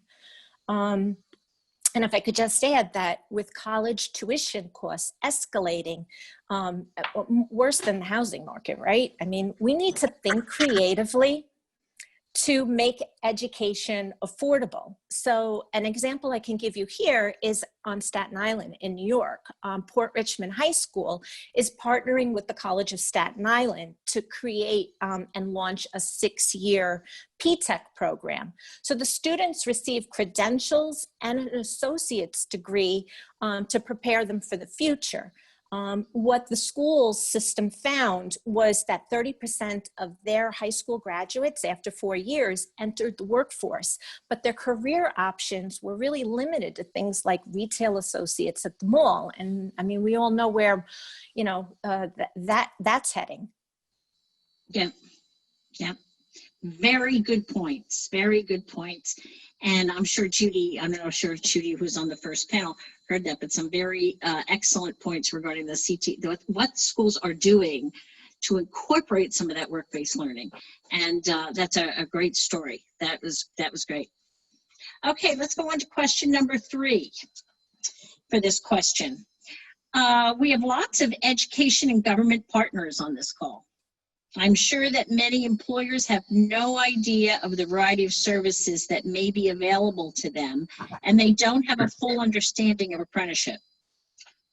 Without everybody bombarding everybody with information, what simple step do you suggest they do to connect with potential employers to discuss apprenticeship and other partnership possibilities? Okay, anybody want to take a stab first at that? John, you want to try it? Um, it's a work in progress, but we need to have these conversations so that we actually do work together, Patty. You know, you've seen it, and you've seen the heavy lift over the past 5 years. So at the end of the day, we've got a lot of partners, and some of those partnerships have grown considerably. You know, with the NJDOL and the great work they're doing, and as I said, some of the educational partners that I've mentioned in the past. But we also cannot forget, you know, the industry and the industry partnership work that Curry Gatling and her team are taking on. That's Right, important. right. That's important stuff because the industry, and I've been in it most of my career, so I feel that I can speak about it. A lot of companies feel that it's better to keep their head down. You know, I get these comments from business owners all the time, is that, you know, why don't you speak out? And they say, well, you know, I don't want to draw any attention. I want to keep my head down, because every time they lift it up, you know, they get something else happens. There's another fee, there's another, you know, and this is the way we've, you know, it's why New Jersey, as much as I love it, is 50th in business friendly. Let's be real. We have a tremendous educational group. We have all these great things, but we're 50th in this area. So we need to make sure that we, you know, continue those conversations. But I challenge the industry to, you got a partner too. You got a partner not only with us, but you know, with others. And, you know, Hillary, you know, made some excellent points about how all these partnerships really do connect. And you know, that's a big gap. And I know that some of the manufacturers that on here, you know, we have about 50 that were on the call, you know, they all have a lot of input about this, but we have 11,000 manufacturers. So, you know, it shouldn't be 50 on this call. It should be more. So again. Well, I like the point of you can't keep your head down, because, you know, you got to keep your head up and you got to be pushing forward. And keeping the head down doesn't get you where you need to go. So this, not sure that's a simple step to keep the head down. Sometimes it's probably easier, but I definitely can relate to that point. Mike, do you have a thought on this question also? Oh, Mike, you're muted. Mike, we can't hear you. That's okay. I do it all the time. Do it all the time. Oh, I think John really said it best. But I do have to say that, you know, as our organization was thinking about apprenticeship programs, I had reached out to a number of folks outside of NJMEP, and we, you know, there's a lot of ask out there, and so it was very difficult in the beginning. So I have to kudos to NJMEP, and particularly you, Patty, because without your help and the organization's help, we would not be able to have initiated our apprenticeship program. And I think that's what's needed out there is more education about where resources are available. So manufacturing organizations like mine don't have to go through a maze in order to get help to establish and maintain an apprenticeship program. So I think more resources there would be very helpful, and maybe a development of some sort of clearinghouse for manufacturers to get more involved on the high school level, on the educational level, the VOTEC level, perhaps some sort of forum or forums to bridge that gap between the need and the resources. I think that forum would be great. That bridge would definitely help to connect and to bridge. And that is part of our mission with the Pro Action Network at NJMEP. And I know, yeah. The other thing Mhm. The other thing is, as we know that 60%, to John's point, 60% of college students drop out. Well, where's the safety net? Where are they dropping into? So I think it's incumbent upon perhaps colleges, for those students that are leaving, perhaps they need to take more a leadership role in helping those students transition outside of college to other opportunities, because these people are falling away and being forgotten. Yeah. Very good points. Very good points. Okay. Okay, Hillary, I know you've developed something that in this regard. So Yeah, I mean, a couple points to add to Mike and John. At Kingsborough Community College, they've got this outstanding maritime tech apprenticeship program that leads to credentials. And they have, on the other side of the coin, they have 200 employers who are like very interested in having the apprentice move into their workplace, but they can't get enough of the students. So we see an opposite problem there in the maritime tech apprenticeship. And then I just want to sing NJMEP's praise because, Mike, I don't know if you're aware of this, but they're doing a pre-apprenticeship program at some of the vocational trade schools in New Jersey. And these kids are getting prepared for the logistics technician apprenticeship program that was rolled out last year. So kudos to them. And then one other way that NJMEP and the Council on Port Performance are collaborating is that each year now we've been doing a train the trainer program, so to speak.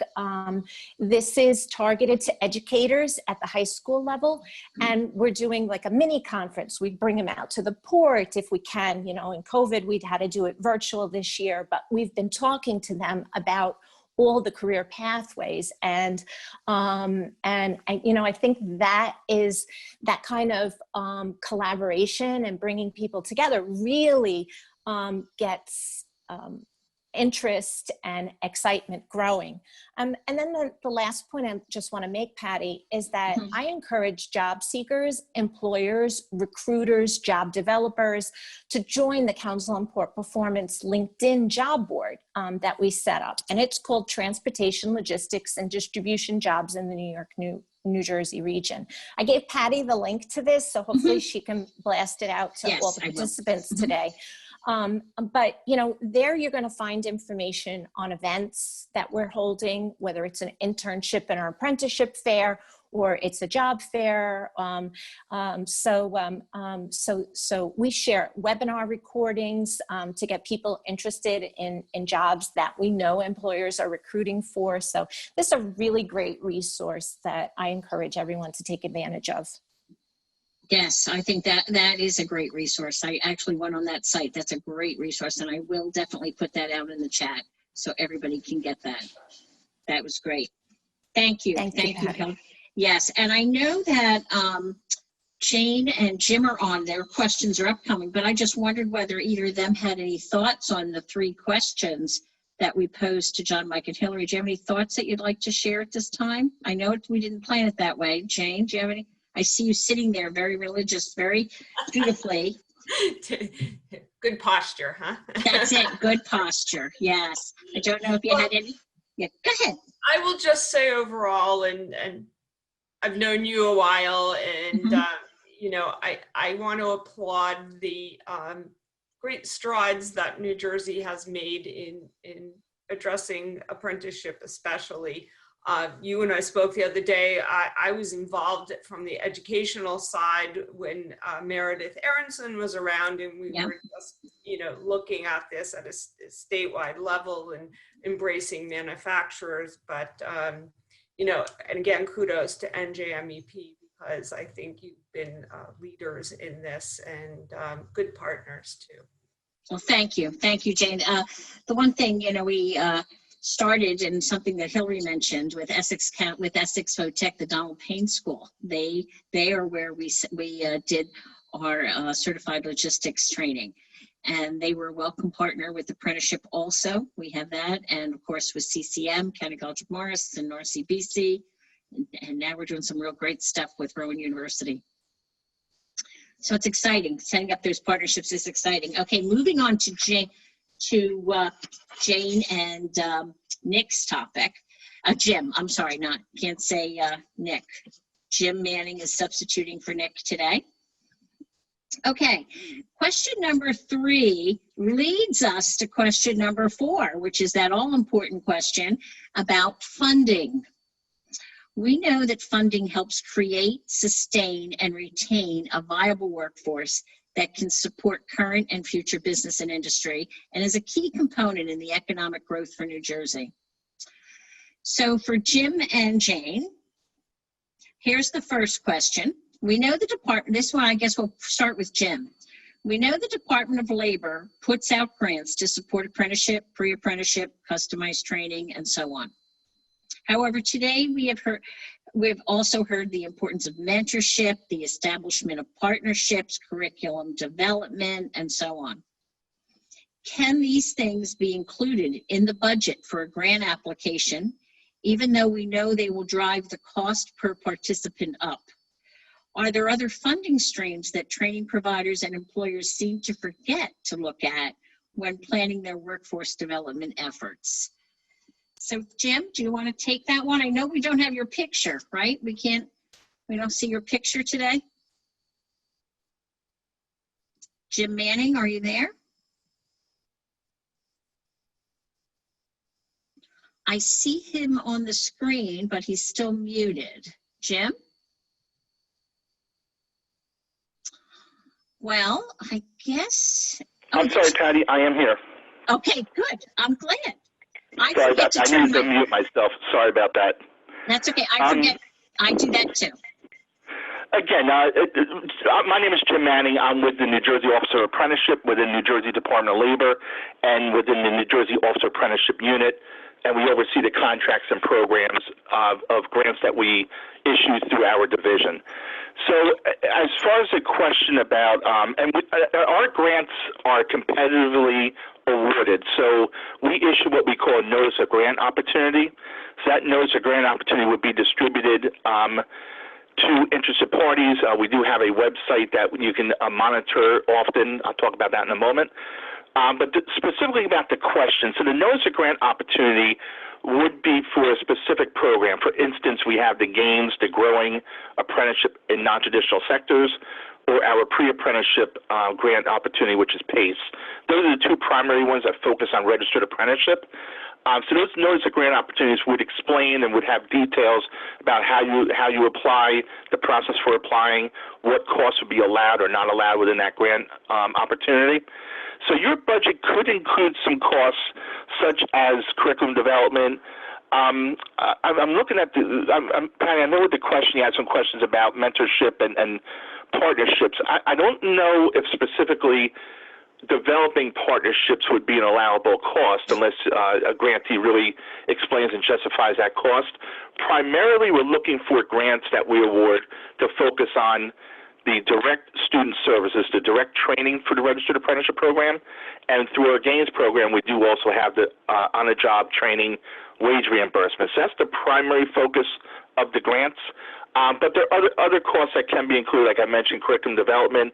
There could be material training material costs that can be included. But that notice of grant opportunity would spell out those allowable costs that would be able to be included. Okay. All right. And I know, Jane, you want to talk about the other funding streams that people seem to forget about. Yes. And I'm here today representing the Morris Sussex Warren Workforce Development Board as their executive director, and also North Jersey Partners, which is a workforce development board-led organization which partners with businesses to promote economic growth. North Jersey Partners just completed a New Jersey Department of Labor funded study in partnership with the Edwin J. Blaustein School of Planning and Public Policy. And it was a study on the needs of businesses, particularly small businesses. And it's clear, because we really focused on workforce issues, it's clear from that study that small businesses need more comprehensive support when it comes to work-based learning, whether it's on-the-job training, internship or apprenticeship opportunities. The workforce development boards do have the funds, the WIOA, the Innovation and Opportunity Act funds, to plug some of those holes, so to speak, with the state and US Department of Labor grants. Some examples that we've been involved in is we supported the German American Chamber of Commerce. Their incumbent, we used incumbent worker training funds to pay companies or support companies for train the trainer. So we also are, through the Workforce Development Board, using our incumbent worker funds to support apprenticeship with local manufacturers. Some other funds that are ways we have used local workforce WIOA funds is to support the community college system and their initiatives with state and federal grants. Basic skills training, we can fund it as an ITA, and that will be the first step for many unemployed individuals to start down a career pathway in manufacturing. I also want to say we were fortunate to work with NJMEP a number of times.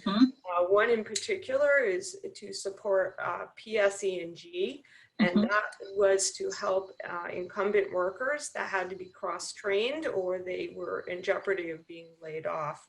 I'm also pleased to announce that North Jersey Partners has received one of the COVID-19 dislocated worker grants. It's around $500,000. What we have, thank you. Yeah, we're very proud. Many years to get to this point. What we did was take the information that we received from the study with small businesses. We heard their pain points, and we are offering the Salesforce and other business platform certification and supply chain certification. We're partnering with businesses. They are going to be mentors, and we also have within that funding opportunity to support on-the-job training. So it's the full package, from the workforce, the government, to the educators, to the businesses, all working together to help unemployed individuals become employed, as well as help these small businesses transition into a virtual work environment. Oh, that is wonderful. We will be in touch even more, Jane. That's great. That's wonderful. John, I know that you wanted to make a point on this question. Well, yeah, and Bernie's actually answered some of with some of the notes that he sent out. There are a number of US DOL grants that are really, really positive, but they take a teaming, to go after them. So you need to make sure that you work together with the right partners. I know, Patty, you've been doing a great deal of work with that, Torsten as well, on those levels. The NJDOL has their PACE and Gains programs, which are excellent. We're working right now in conjunction with NJIT, NJII on their scaling apprenticeship effort. But my point is, and I don't know if that's mine or yours, but Yeah. What happens is that we're looking at how we can tie some of these things together. That we've got 1.25 million from the CARES Act, which we brought to New Jersey, that we went and fought for as MEP system, and we got our chunk. And we need to, we applied it to the Project 160, which is doing the train up. So we want to know where those people can flow to. If we're doing 160 to 300 foundational training, what program can they flow into after they leave our program, whether it's our Gains effort, or whether it's CCM, or whether it's Bergen Community, or Rowan, or whoever. We need to have those abilities to do that thing. And the last thing I'll say, and this is more, again, aligned with the manufacturers and on the call, is that we've also got to dig into our pockets, and because a lot of these grants are matching grants. So one way or another, we've got to be able to use them properly, which is that there has to be investment from the companies as well. And I know that some of it's a fear factor because they haven't had great success with some of these programs in the past. But I do believe we're on the right track, not just NJMEP.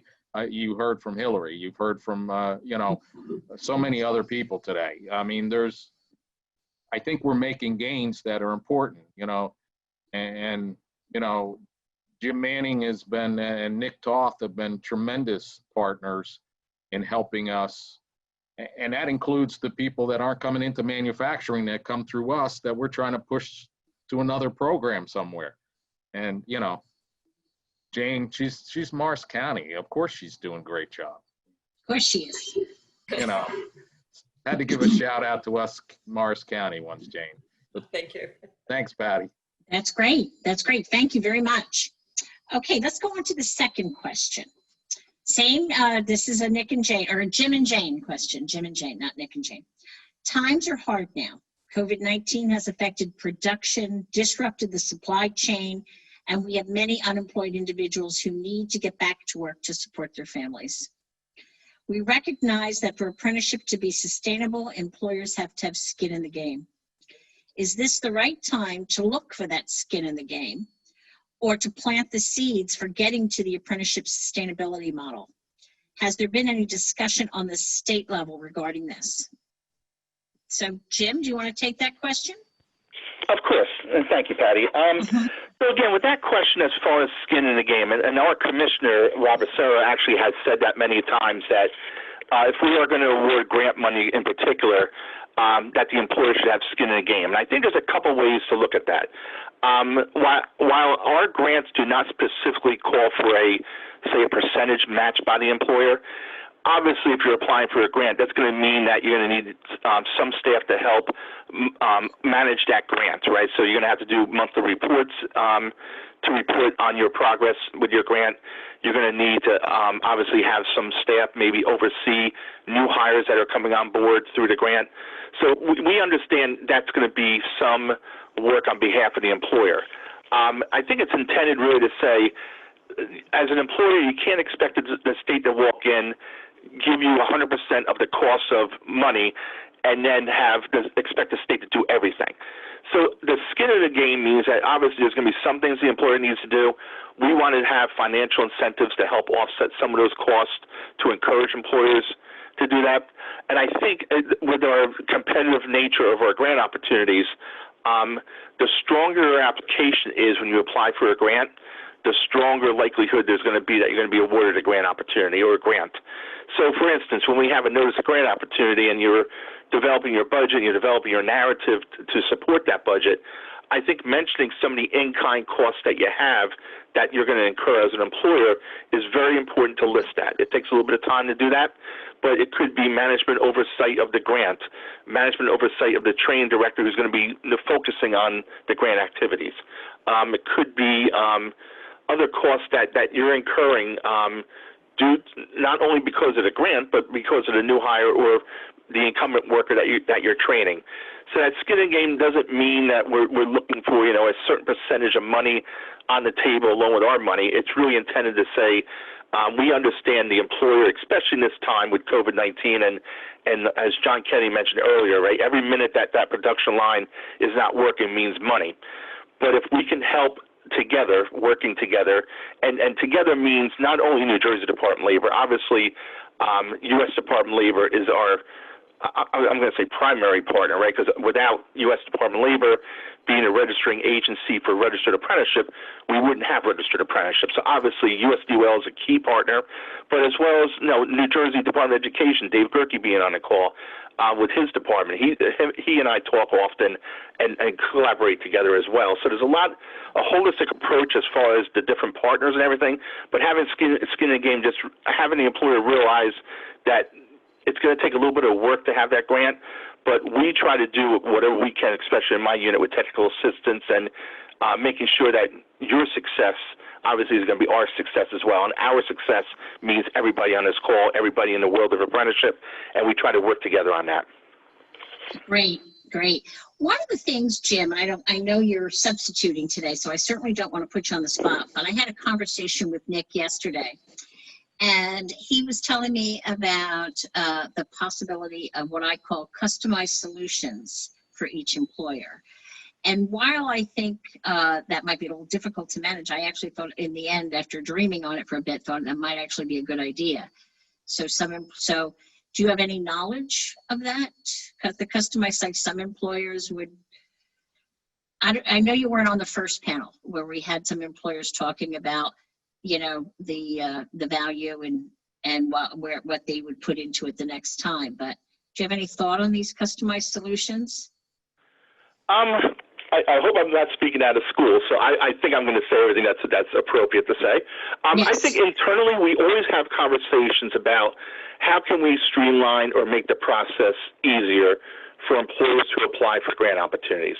And I'm saying that when we issue a notice of grant opportunity that's 30 pages long and all kind of requirements to apply. Right. But no, that's just the process. But we have been talking internally, and for instance, there's some on-the-job training grants that are available. Let me backtrack. So with the gains opportunity, there's a piece where an employer can apply for or include in their budget on-the-job training wage reimbursement. So we pay 50% of the wages for up to 6 months, and that's included in the gains grant. But to apply for that, to receive that, you have to do a full grant application, go through the competitive process. So to streamline that, is there a possibility that we can do similar to other areas within the New Jersey Department of Labor that has on-the-job training wage reimbursement? So maybe we can have a simplified 1-page or 2-page application. The employer applies for that, and if you meet the requirements, okay, you're hiring a new apprentice, we're going to reimburse you for wages. I'm just going to throw this out there to compare to gains for 6 months of wages up to 50%, and make it not competitive in the nature of where you're competing with another application. But if you meet the criteria for the program, we may be able to offer that 50% wage reimbursement or some other percentage or some other length of time. We are talking about that. I think in the near future that's going to be out, and I think we're going to be able to talk more about that. And that might be also possibly offsetting the related technical instruction costs. If we have funding available, where maybe we can offset a portion of the related technical instruction. So we're just paying for that portion of RTI. So there's always conversations. How do we make the process a little bit leaner, more lean? And we are talking about that. And I really think in the next few months there's going to be movement in that area. Good. Okay. I'm sure that's what he was referring to. Okay. All right, very good. Okay, Jane, do you have any thoughts on this question? Well, I will say in our discussions with small businesses, now more than ever, they feel they need comprehensive financial support to hire and onboard and train unemployed individuals, and even cross-train their existing staff. That's a big priority. We found that small businesses were in 2 categories during the pandemic. Some are thriving. They're onboarding employees as fast as they can. There's such an increase in demand for their goods and services. And others don't think they're going to survive the pandemic, and they're trying to just hold on to their current employees thanks to the PPP or the EIDL funding. They're having, even if they are looking at onboarding new people, apprenticeship or internships, they're having difficulty with that. And again, based on our study, it's not as high of a priority as it has been in the past, because essentially there are even more significant challenges to bringing in apprentices and interns, and it can be physical in that there's only a certain number of individuals allowed on site. They can't spare the staff to do the mentoring. They're concerned about retaining their productivity and profitability. Or one big thing that came out of our study, they're dealing with mental health issues of their staff. Now more than ever, that's one, over and over again, we heard that there's an extra burden because either staff are concerned about safety in the workplace, staff are dealing with multiple issues such as childcare and other issues at home, that kept coming up over and over again as a significant challenge. Yeah, excellent point, Jane. Excellent. True. Very, very true. Excellent points. Okay. Yeah. Okay. The last question of the day, and I know I'm way past time. Okay. I could go on forever, as we know it. Question number 3.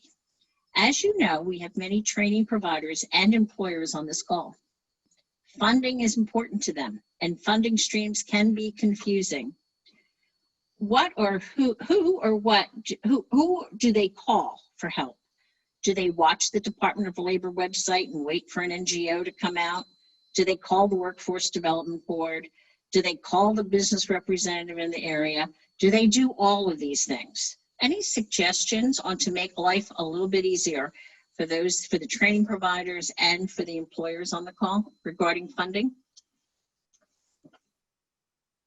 Jim, would you like to start, Patty? Yeah, go for it.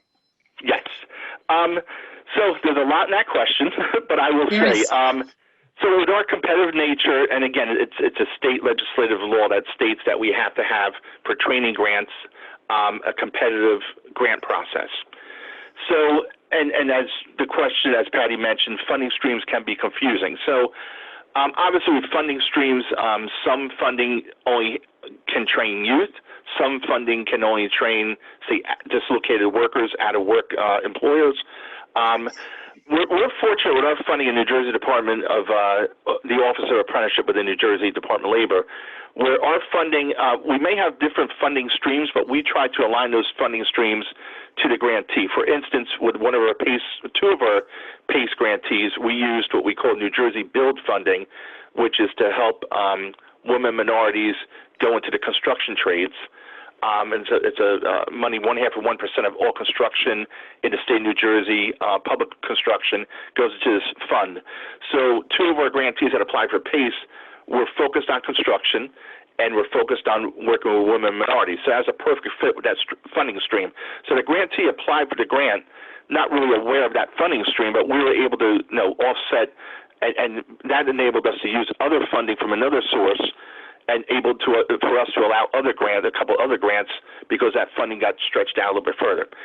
So to answer specifically your question, I think monitoring the Department of Labor website for notice of grant opportunities is a good idea. And I don't know what that time frame would be. I kind of suggest to individuals maybe on a weekly basis. And I will put this in the chat, but the website is nj.gov/labor. That's our New Jersey Department of Labor website. And if you go to research and information, and grant opportunities are right in that section. And all the grant opportunities that are issued. So obviously with the COVID-19 issue and the impact of the pandemic on the state budget, we really have not released a lot of the notice of grant opportunities in the past few months. I think once we proceed into the new year, notice of grant opportunities will be released. And I think also knowing as an employer what your needs are. So if your need is to hire, for instance, you just need employees that meet your criteria for the positions that you have.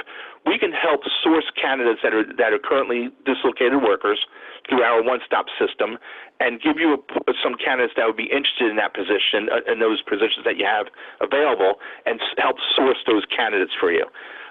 If you're looking for funding, I think narrowing down what your funding was going to be. So if you're funding specifically for apprenticeship and to help offset the cost of training, I think gains might be the great avenue to go with.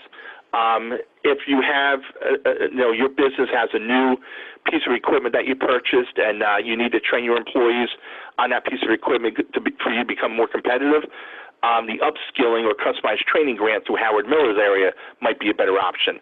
So long story short, I would suggest to go through the website, but I will also, I'll put in the chat my contact information as well. It's James Manning. My email is james.manning@dol.nj.gov. You can email me. Emailing is best since we are still working remotely. And I can give individuals an idea when we plan on releasing our NGOs. Right now, I would anticipate our PACE, the pre-apprenticeship NGO, probably being released soon. Soon, I'd say by the end of the year, if not sooner. I think into the first quarter of next year, early next year, we're going to proceed with other grant funding as far as gains and everything. I can't really give you a specific timeline right now because we're still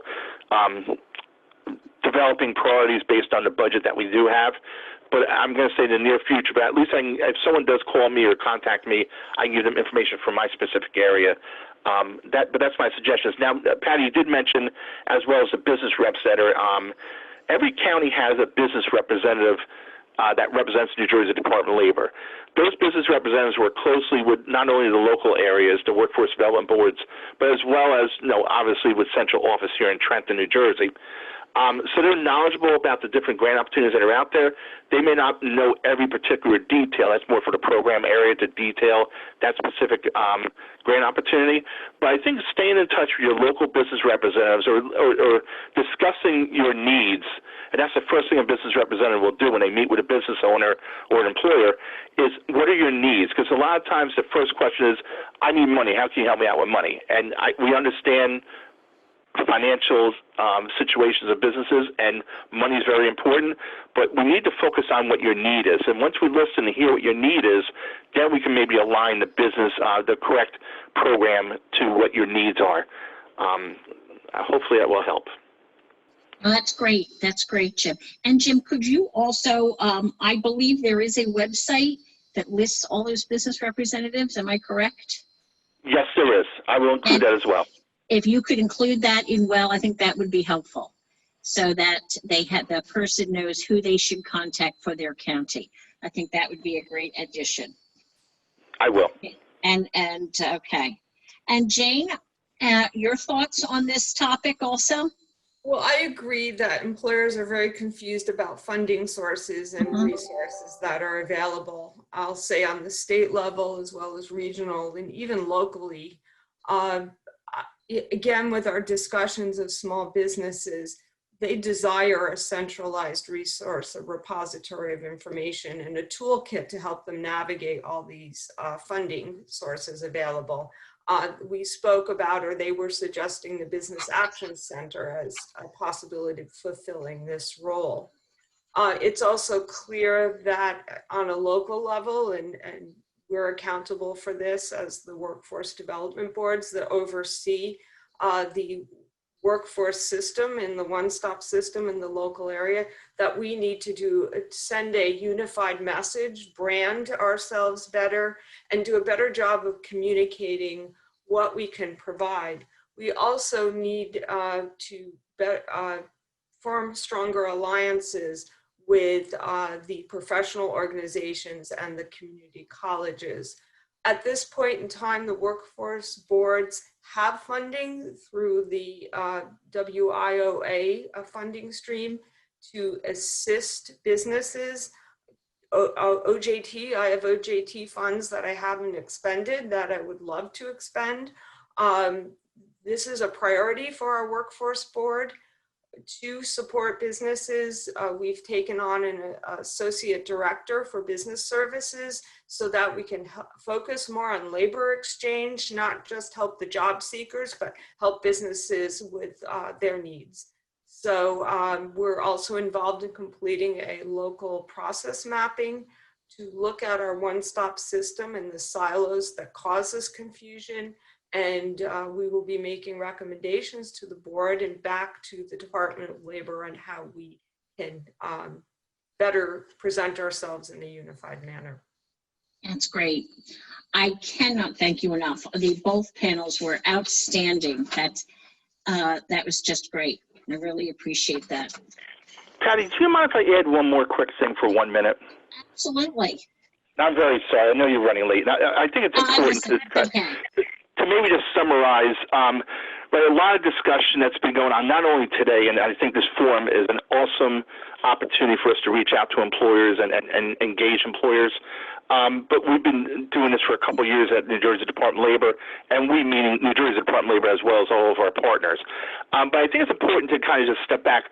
New Jersey, under Governor Murphy, has really made a huge investment in apprenticeship, not only by creating our New Jersey Officer Apprenticeship Unit, which has our contracts and programs unit, the employer engagement unit, And we also have a policy and evaluation unit that oversees and makes sure that we are achieving our goals within our department.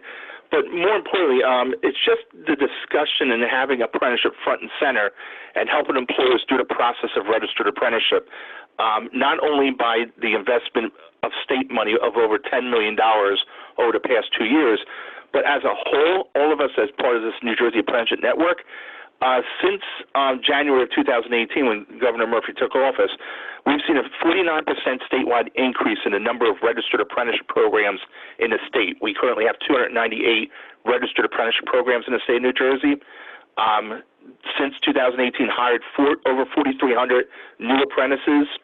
For the first time in 6 years, on August 31st of this year, we exceeded 8,000 total apprentices in the state of New Jersey. We currently have 8,252.